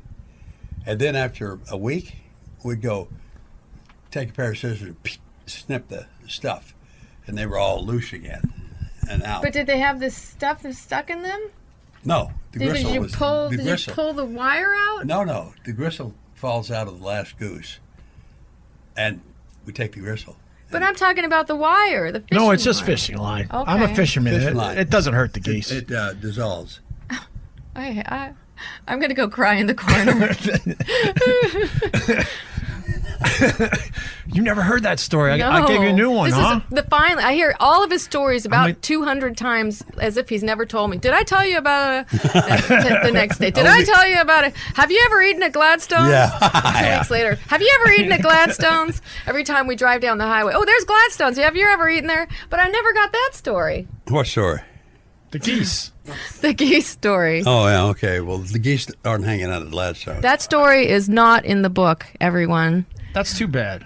But But there is a great that's story not in too the book. bad. Because that's a good story. There's a too. great story in that the just book. means the book is so great that he couldn't even fit the good Well, story. we had in the so book. many. No, that's I not held what it. it means. That's not what it means. It means there'll be abuses in book volume 2. Okay. That's what that means. And could you start with that story? Huh? Could you start with that story? I don't know. That depends That'd be the on opener. the abuses. That depends on me. Give me the information. I'm the one who puts it together. So you knew that Trump was going to win when you were on Celebrity Apprentice. We don't huh? want to go anywhere near politics. Here's he has what- a great here, response wait, on time out. politics. No, I don't. Time I'm out. not- Oh, I don't endorse any politicians. that's a Wait, high. stop. I don't endorse any politicians. The Republicans and Democrats, 2 parties, but nobody's having any fun. And I would rather be an independent Texas boy, and I'll give you who I vote for every year, Dr. Seuss. That's Dr. my Seuss. pick. Yeah, he would change things around. But I don't think what he just said is bad. No, I love what he I said. know. Not that I say it's No, bad. she doesn't want to go down. Oh the no, I love it politi- when he does that. But you don't want him to go and talk about politics. I get it, but I'm with him. Yes. I don't agree. I don't agree with either party. I like just being an I independent just myself. agree that we should all be kind to each other Well, how about and that? allow people to have their own beliefs and feelings and not be violent or chastise or argue or try to force yourself and your beliefs on anyone else. Okay, you know what she just said? Unity. You know what she just said? She just gave the golden rule in different words. Jesus said on earth to his disciples, treat others as you would like to be treated yourself. Yeah. There's such a divide. And that is unity. There's such a divide in this country. And it's unfortunate. I hope we could figure that out sooner than later. But it's such a divide, and it's in such a mean, creepy way. What? It's such a big divide, and it's such a mean, creepy divide. What is? What is? The divide in the country. It's happening within families now. This is United Within States. families. This is divided. Unity, States of everyone. America. Unity. We are all one. We I'm are with all you. connected all around the world. Are you, I'll change the subject. Thank you. But thank you for engaging that question. She's fantastic. Where you at with Meatloaf? You guys good these days? Speaking of Celebrity Apprentice? Oh, everything's fine. No problem. Good. Do you know what a problem is? This would be good for you to know. A problem is an opportunity in disguise. Okay. There is an interesting Celebrity Apprentice chapter in the book About what? about his experience and how he felt going through it. It's Yeah. very interesting. Yeah. You read that part of the book, all the parts of the book you read, you yourself, the reader, will be living in that experience with yourself and your identity. There's also a good chapter in the book about Gary because he's, he likes to do the Impractical Jokers show, Yeah. which we all love. And I know you guys in New York love that show, right? I'm friends with some of those guys. Well, he loves coming here and doing that. Yeah. And Yeah. there's some fun chapters in that book. I mean, a chapter on that in the book. You see what he did, Gary? Are you listening to her? You guys I- are fucking up, man. No, I'm not fucking up. He's distracting me as Stephanie's talking. Come on. That was him, Gary. That's- You know that. That was him. Well, you're with him, so. But it's I was both of you. distracted because he's handing me notes. I don't need notes to talk to Gary Busey and his lovely wife, I Stephanie. read your mind. I read your mind. I don't need notes. We got this together. What is the biggest misunderstanding about Gary Busey? Go. What is Stephanie the biggest will tell misunderstanding? Well, You know, I tell that. What I think- I had a reputation in my past with the cocaine and with the extreme external energy, and talking loud and running around, running into people, putting my arms around people that didn't give me permission, just to be friendly, just because I was emotionally abandoned as a child by my father, and I wanted to be accepted. And to be accepted, I knew if you hug people, they'll know you like them, so they'll like you, maybe. Right. So that's what that was. And that has been toned down. And I'm now an elder. And I'm now in a place where my life has taken me. I'm very proud of. No matter what your life is, be proud of it because you're living and breathing and working on Earth. And Earth is a wonderful place. But right now you must know that Earth, planet, and the countries are all in a state of confusion and breakdown. It's going bad. And one other thing I learned when I read the book of Revelations in the Christian Bible, all of the world's countries are mentioned except for the United States. So this country's headed somewhere. I don't know, but it doesn't feel that good. so can I answer the question that you asked me Which one? about what's the misunderstanding about about Busey? Gary? Sure. I feel like, well, he's such a survivor. People don't know Who? what he The has book. been through. I helped him put his thoughts together and finish the book, and I noticed a pattern, and it started with the childhood and the abuse he had from his dad, which shaped him to be who he is. Yes. And that God left bless him your with dad. a big hole to fill.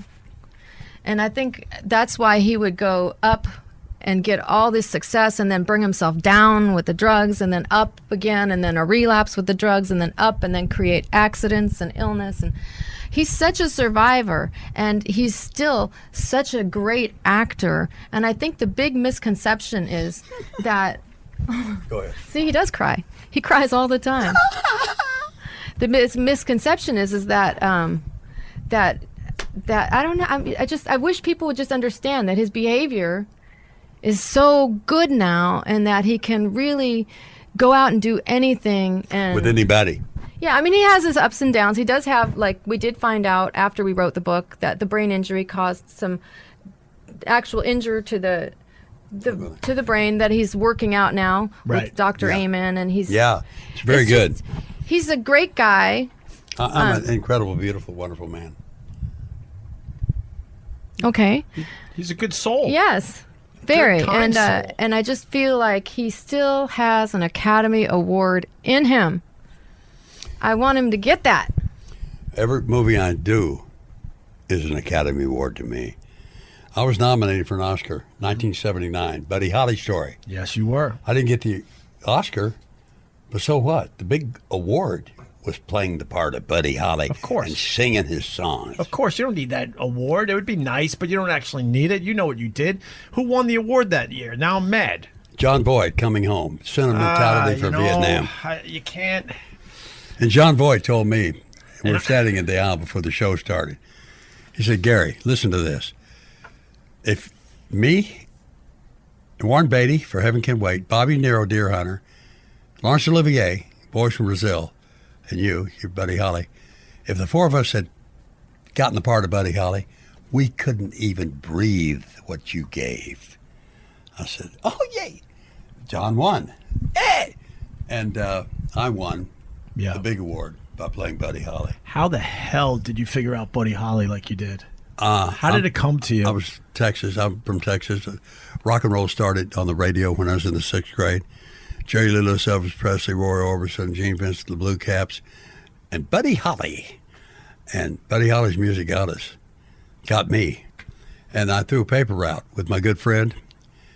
And we realized that when we put on the transistor radio, Great Balls of Fire, Peggy Sue, Don't Be Cruel, that's Jerry Lee, Buddy, and Elvis. We could throw the paper out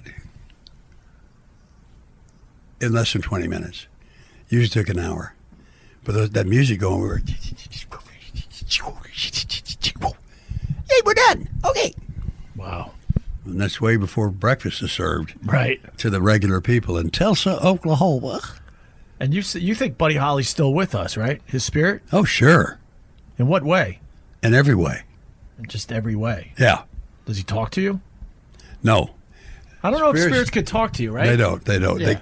That was a dumb question. No, You could hit me. You could hit me for that one. It just shows that was stupid. No, you're not stupid. Yeah, that was dumb. Of course, No, you're spirits not can't dumb talk either. to you. But I mean, you visit them a little bit in meditation. Well, have you thought about learning how to be a flying elephant? You could change your name to Dumbo. He's put me down, and it's still funny. No, I don't put you down. I'm giving you away. You know, it's funny.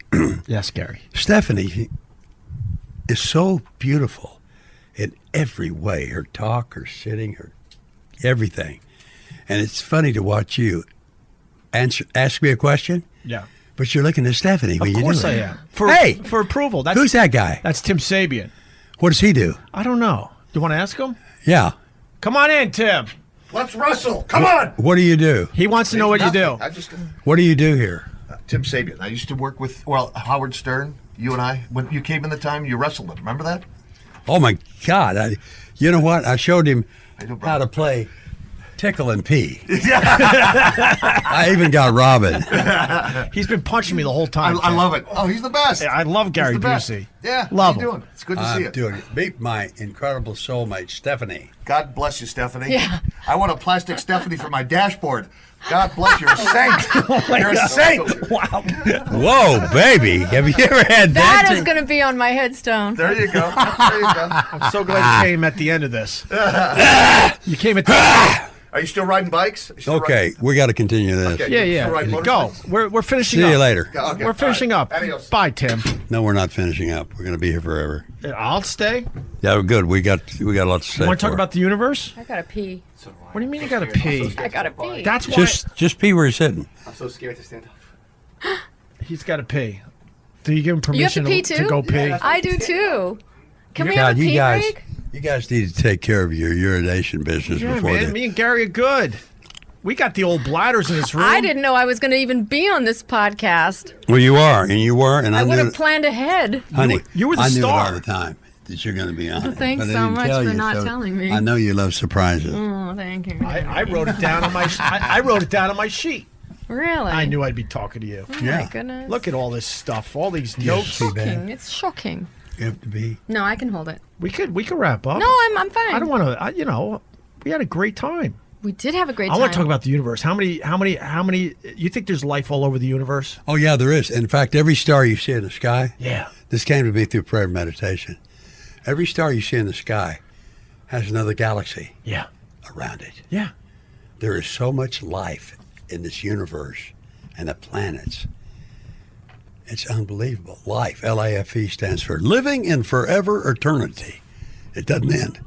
It doesn't end. I think there's life all over the universe too, in all different stages.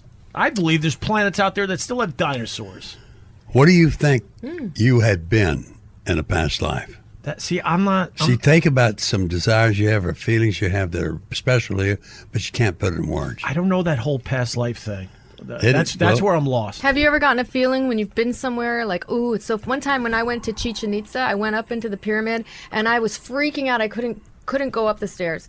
I went because I was with a group of people, and I went back down. I didn't go up. Yeah. And then when everybody got out of there, I said, okay, I'm going to go up. But before I went up, I knew exactly what that room was going to look like. Come what was in the room. Really? And when I went up, it was exactly as I thought it would be. So something went on there. Did anything like that for you?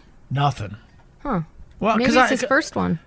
No, my dad says I'm an old soul. You are an old soul. Yeah, you are. Thank you, Stephanie and Gary. Anyone who can have a Busey. conversation like this with Gary. My dad called me an old soul.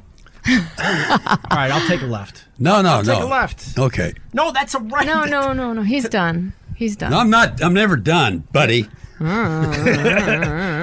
No, my dad said I'm an old soul. My dad believed in the afterlife. My dad believed in near-death experiences, all that stuff. He studied old religions. He wasn't a big organized religion guy either, although he was brought up in Catholicism as well. But it pissed him off about all the old religions that went bye-bye and all the stuff they left out of the Bible and all that stuff. So yeah, the Christian Bible has been edited by man long ago and took out beautiful things about it. Yeah. That's a human being. There's such a thing called a metaphysical Bible. Hang on. That's a beautiful thing to do. No, it's a beautiful thing to do when you're working as a devil disciple, when you edit the Bible and take out the words of the apostles, Jesus Christ, and all the miracles and things that happened all during that time over 2,000 years ago. too much human influence because they took out certain things for their own agenda. Yeah. Right. How about the Vatican archives? You know anything about that? The Vatican archives? Yeah. That's where they grow roses that are about 5 feet wide. What? I You don't know. heard me. I heard them. This subject's not my favorite. You don't like religion, Stephanie? I'm more into spirituality, metaphysics. I love metaphysics. There's a metaphysical Bible that's really cool. And there's also a Gary Busey Basic Instructions Before Leaving Earth Bible. Everyone's going to get this. Best one Is to she talk great, about. right? Is there anything in that Bible that we haven't discussed that we want to talk about? I don't know. I have one more rumor that I heard about. Forget the rumors. No, don't forget it. You I wanna want to read hear it? I want to hear Yeah, it. let me read it. No, I'm going to let because I want to be very respectful to Gary Busey. Well, let me read it. I don't want to read. I can't read. How about that? Well, there was a. Hold on a minute. You had the choice to join the spiritual realm or return to Earth. We sort of talked about that. You decided to come back to Earth for a little longer. I didn't decide. I don't think you look like Nick Nolte. I'm not bringing that shit up. What? So many people think you look like Nick Nolte. I have a funny line So in many my people. stand-up comedy about that. So many people believe that Nick Nolte is Gary, and I'm Nick. And Nick and I are close friends. Yeah. We haven't seen each other a long time, but that's the way life is when you get older. Yeah. It's not that we don't see each other.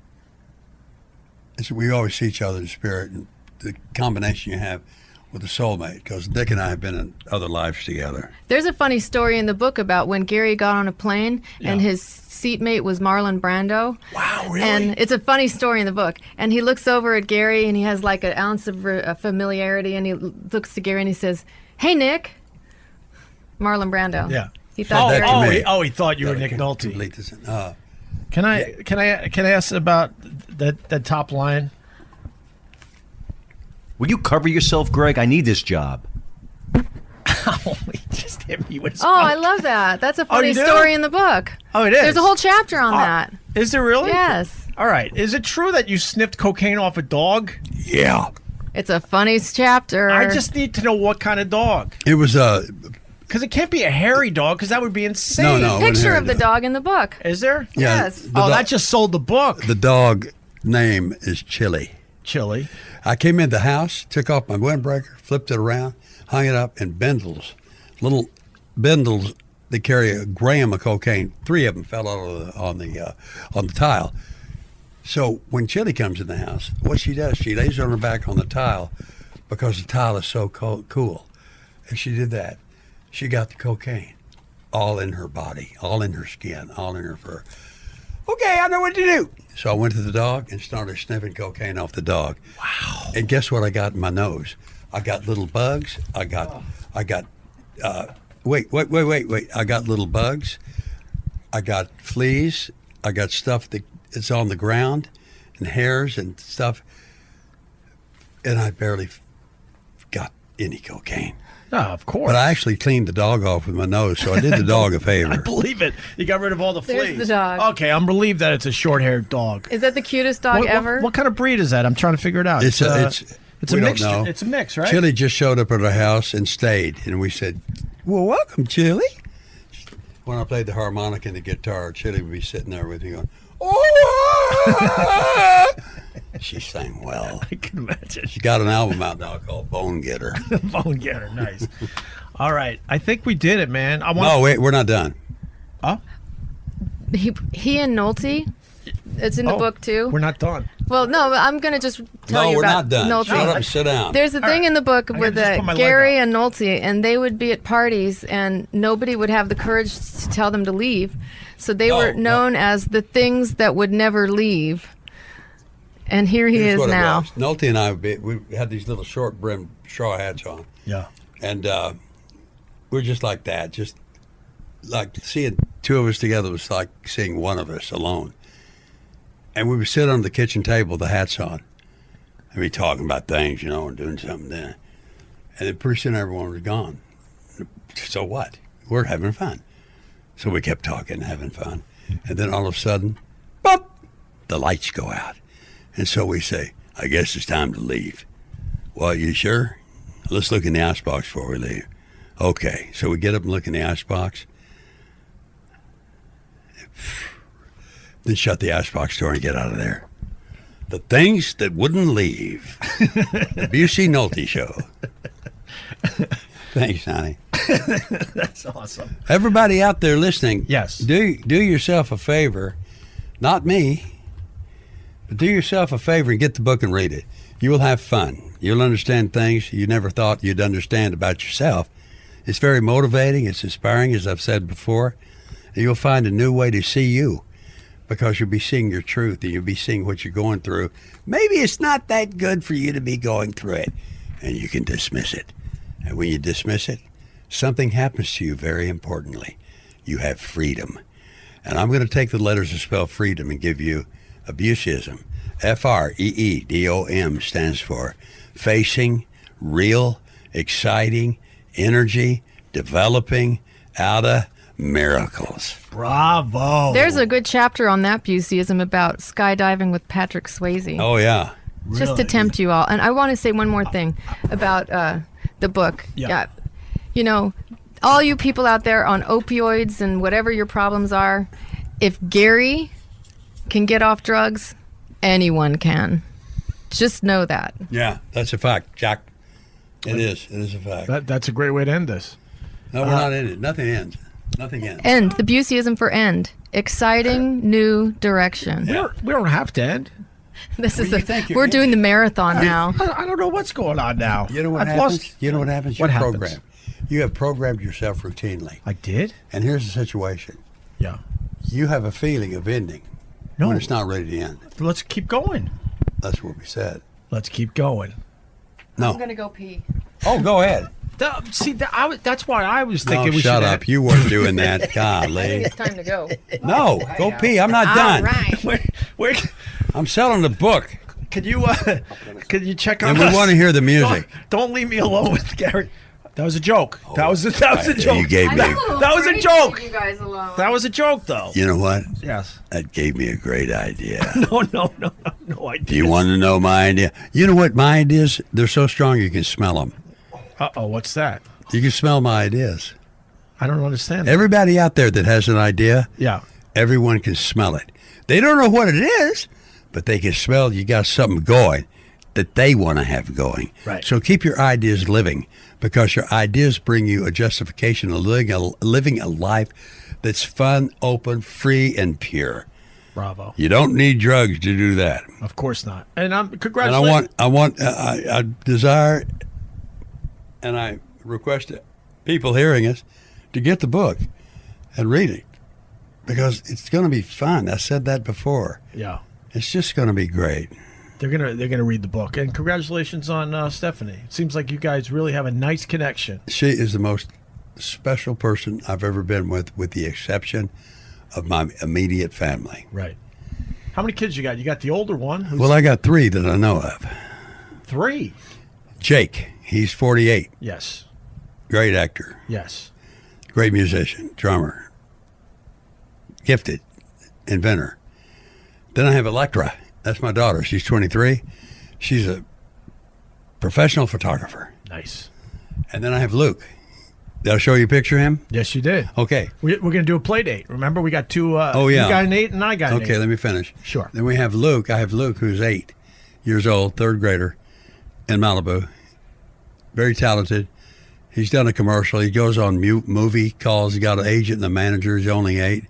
He's so natural when he does his work as a performer. It's like nothing's going on. But when you see it back on film, everything is going on. Has he been in anything I know yet?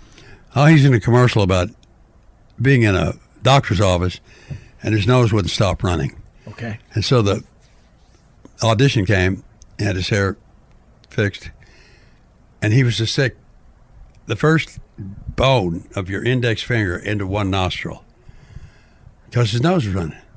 Stephanie said, you know what's good? Stick both fingers. One in one nostril, one in the other. And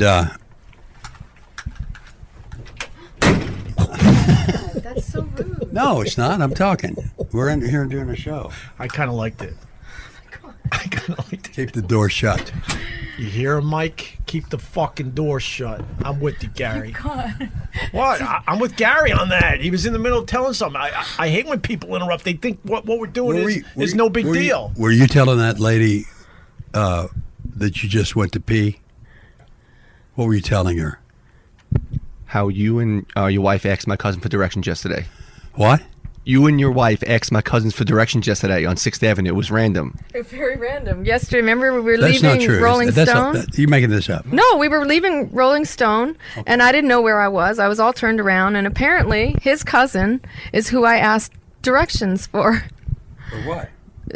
Where I was. I'm like, where am I? Where's Where 6th were you? Avenue? We came out. We came out of Rolling Stone Oh. yesterday. All right, that microphone is like, Yeah. just try to not move it. I thought we had that fixed.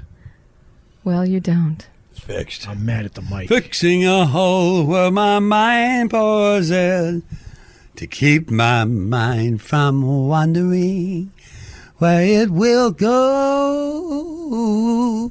John Lennon, the Beatles. Yes, I love John Lennon. Lennon over McCartney, right? Huh? Lennon over McCartney. Rate the Beatles. Let's do this. You're not. I would go You're not Lennon. understandable. I'd go Lennon, then Harrison, then McCartney, then Ringo Starr. Go. What's your list? No? All the same. The same, right? They're an even balance of coordination and art and talent. I guess. And that's the way it is. Liverpool. Liverpool. All right. Was she trying to get Gary Busey out of here? Was that what that was about, Mike? Before the door slammed? No. What was she saying? Yeah, what was she saying? That was more important than our interview. Nothing's more important than this interview, first of all. Thank you. She wants to get some pictures with you with the book, and they want to take Gary upstairs for promotional pictures. That's what she was talking about. Nice. Oh, that's fine. Great. I want you to hear the recording. And we're gonna put the 2 songs in the podcast. Okay, good. Yay. No, we are. Yeah. You need to announce this is Gary Busey and Teddy Jack doing these songs. The first one, Not Fade Away, is by Buddy Holly. The second one, Fall Back in Love Again, is Gary. No, all the way. All the way? Yes. Thank you, Steph. All the way. It's by me, Gary. Let's play Gary's song, and when we come back, we'll wrap it up with Gary, Stephanie, get some bandages for Greg, and you got pummeled, dude. My goodness. And then we'll do a few follow backs, hit the rant line a bit, and take it out. Here's the undeniably talented, entertaining, and philosophical Gary Busey with his song, All the Way. I know when I've been losing, I know when I've been wrong, and I know you had to try and love me. You're forever in my heartbeat. You're the light inside the storm, and no matter what I've said and done, my love goes on and on. My love goes all the way. My love goes all the way. My love goes all the way.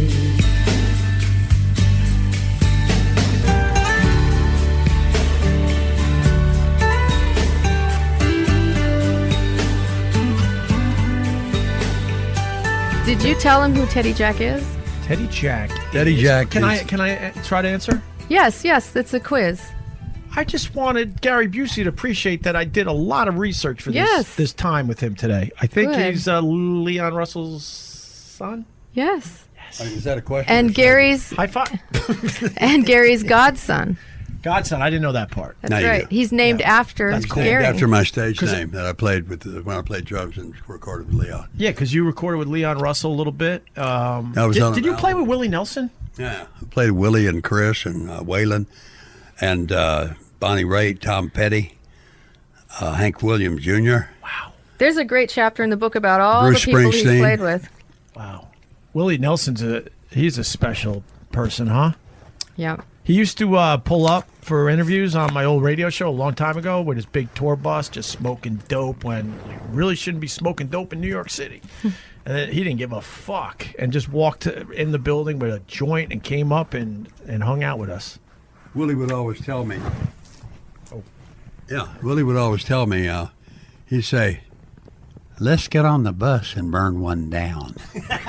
Okay, that's a great impression. You do any other impressions? Yeah. Yeah. I'm looking for the picture of what is it? What were we talking about? Here, The musicians. All the musicians you played with over the years. Yeah, we have It's- pictures. It's an impressive list. Okay, what'd you ask me? Do you do other impressions? The Willie Nelson was spot on. With Bruce Springsteen playing Wow. at the Spectrum. What year is that? 80. No, 79? No, it's about 80 something. It's right after Buddy Holly. This is Clarence Clemens, saxophone player with the E Street Band, Willie Nelson, and Paul McCartney, Nice. and many others. Very cool. Yeah, no, you're. But I want to show you the pictures of the book. Yeah. You guys out there in podcast land, go get the book at Barnes & Noble or the bookstore you like the best or any bookstore. If they don't have it, order it. Gary Busey's Buseyisms. Buseyism is spelled Buseyisms.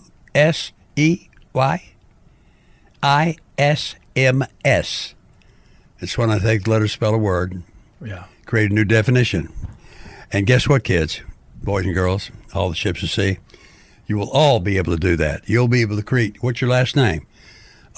Okay, Collins. Collinisms. There you go.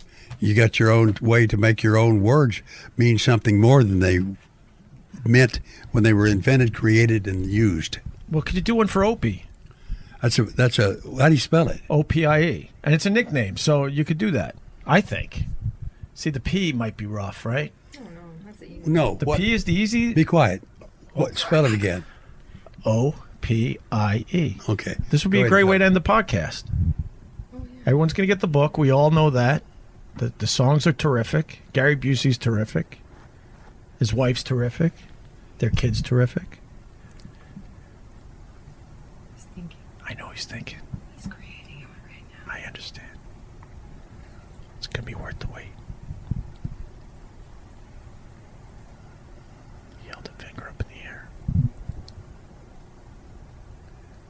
Open procedures in everything. Yeah. Because that's you. You're open to procedures in everything I got you a do. better one. You got a better one? For OPIE. Yeah. One person I enjoy. Damn. Stephanie wins again. Stephanie wins again. Guys, this was a pleasure. Isn't that isn't she something? You guys got to come back. I'm so complicated and complex, and she's straight to the target. Well, I get that, though. I got, you guys compliment each other. And then you got some area I'm sure that you're totally in tune with. In tune with everything, even though we're out of tune sometimes. Right. Hey, it's going to be hard, whoever you have in here next, to follow this shit. No shit. I mean, this stuff. No, you're right. Who you got coming? Tom Arnold, maybe? He laughed. I don't know. Yeah, old friends. I met him when him and Roseanne were married. And yeah, I like Tom hiding Arnold. behind clothes. And he was just in a movie with Jake called Dead Ant. There you go. It looks like a fun movie. Jake is, of course, Gary Busey's Jake son. Busey. He's who's a very wonderful talented actor. on Stranger Things coming up. Yep. Just in the movie The Predator. Yep. He did the movie with Tom Arnold called Yep. Dead Ant that we are just talking about. Very talented, super great actor. Yeah, we've been gifting the children that have come to us to be with us, and there are miracles and blessings that come from that place above where everything is beautiful, truthful, and loving. Right. If you're beautiful, if you're truthful and loving, you're going to be beautiful. Bravo. Be Gary. truthful and loving, Good way to end. and you'll be beautiful. All right. Gary Busey, this was a pleasure. It's been great. Can we hug? Look at not after that evil look. I asked for a hug and he went, "Oh, we're gonna hug." You have no idea what you just opened yourself up for. Can I take it back? You're down to fart. No, I'm not. I'm trying. I don't want to yell that. He's already been farting in the corner. No, I've been farting in the corner. Go in the corner. You're gonna shit yourself. No, I just sitting hate like you that. sitting in one No, spot. go in the corner where you belong. No, see, I'm kidding. I kidding. got to say, he's done 50 shows, and I've never seen him do this much prep, and he was so excited for you. I'm serious with that, too. Now say that again. He was so pumped up to do the show with you. Oh. He did all the notes. Go through a notebook. It's all pretty much empty, That's, except for the Busey part. Opie? Look. Opie. Empty. Gary Busey. Yeah, I mean that, man. He was really, really pumped up. You folks out there in podcast land, these two guys are the best at what they do. And this is the place to listen to. There's many podcast stations to go to. But when you're listening to these guys, you're hearing the ultimate truth, because I'm going to give them credit for what they don't do yet. And that's surprise the guest by asking questions that they know the guest has no answer for. And that will make it a live, dimensional, new work of communication in the world of communication, in the world of art, and in the world of life. Thank you. Gary Busey, everyone. Oh, I do that too. I did this here. It's more safe. Yeah, but I wanted to make it dramatic. Ow! Yay! Do it. Here's dramatic. No. I'm going to load this up. Can I get a picture of you guys in the studio? Oh, yeah. In here? All I'm right, going to load let this me- up right now, Gary. Huh? I'm gonna You're load this talking up. too fast. He's gonna do a picture. You see, Mike, the Cuban's right. You talk too fast. Even Gary Busey couldn't understand you. Now say that again. Huh? I'm gonna You're load this talking up. too fast. Okay, so I'm not a stickler on many things, but when it comes to the Beatles, I can't help myself.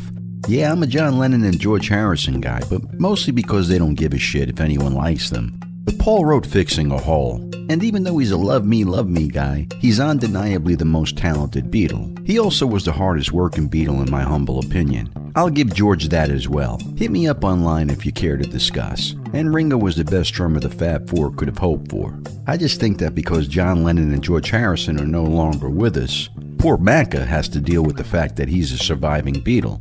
And let's face it, he's lived a charmed life. Now let's get to business. Remember to check our sponsors. Buy something like a Quip toothbrush, or at least click on it. You need a toothbrush if you have any teeth, so you may as well support us and get one. You kill two birds with one stone. Go to opieradio.com and buy a cool shirt or a hat. And please, 5 stars at Apple, and write something about the show. Share links of certain episodes that you enjoy, as many of you already have. And we thank you, especially you, E.B., Guitar Man. God bless you. You're a good guy. Now let's do a few follow-backs and calls to end this episode. On the last episode, I said we wouldn't do any montages. Well, my bad, because Greg said, We're getting way too many callers. And since we don't have a time limit, we're going to give you more airtime. And that's fine by me. Hey, yo, what's up? It's Maverick305 on Twitter. Billy, William, whatever you want to call me. But the show's great. It's fucking awesome. I just keep going back to Nantucket. Seems like a fucking loveless land of fucking rich people. Bringing us to Nantucket was a really fucking great job. I don't know. These people don't even know. Carl! Crazy good. Killing it. We need more Sherrod. A little bit here and there. I mean, all the time. Vic, too, and the whole crew. That old motherfucker, I don't know where the fuck he is, on what corner he lives on. He's the king of New York. That's the king of New York, man. That guy knows everything and knows everyone. That's Theo, brother, on the Upper West Side of New York City. Opster, Steve from New York. Love the show. Love Carl. Been listening to you since you stomped on that fucking cake in the city. Fucking awesome. Love you guys. And to all the fucking douche nozzles that were commenting that they hate Joey, fuck you guys.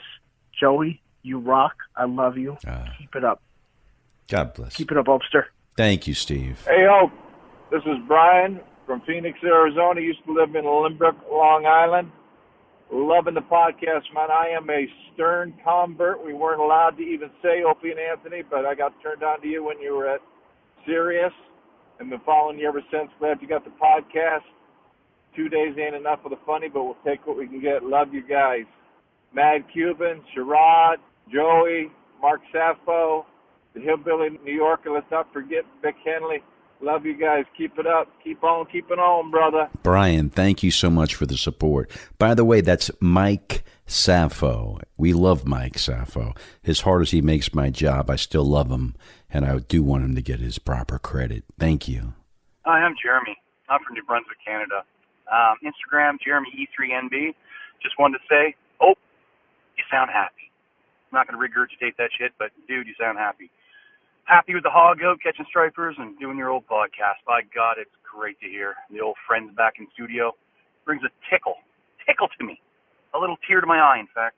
But just want to say, Carl's a great guy, but why the fuck does he always block all of his fucking fans on Instagram for saying less than mediocre shit? I'm not sure. But anyway, wish he would block me, but here I am, starting on my words. So anyway, Carl, hope you are doing good. Opie, happy fishing, and maybe someday I'll be able to see your Instagram again there, old Carl. Thanks, buddy. Keep up the great podcast, and where the fuck is Vic? Jeremy, we'll have Vic back. Trust me, we love Vic. And let's see if I could be a little peacemaker. Carl, Jeremy sounds like a good guy. I'm not sure what happened, what you may have said. Carl does what he wants. We all know that, so maybe this little message will help out. God, I can't imagine you sound like such a nice guy, Jeremy. And you're from Canada. I mean, who blocks a guy from Canada? Jesus. Hey, Opie and crew. It's James from Saskatchewan, Canada, home of the Saskatchewan Roughriders of the Canadian Football League, also home to the country that has just legalized marijuana. Just want to say I love the show, and you guys are doing a great job. Keep it up. Let's hear more hockey talk. Even though Tavares went home to Toronto, you're probably pissed off. Love you guys. Keep it up. I guess we're booming in Canada right now, Greg. This is awesome. This is strange. 2 Canadian calls in a row. And by the way, I find it fucking really disheartening that Canada can legalize marijuana as a complete fucking country, but we can't get our states to get on the same page. What is wrong with that? Let's take one more. Hey, this is Mike from this is Jason from New Jersey. Loving the podcast, Ope. Love the Cuban. Love all the guests. Joey's great. You know who's awesome? Superfan Mike, who became a producer. Just a casual listener to the podcast, but man, he does a great job. You should get more of Mike on the air. And I heard every guest now has their headphones already on. Man, that guy's doing a great job. Again, this is Jason from New Jersey, not Mike from New York. What the fuck, Mike? Have you no shame, sir?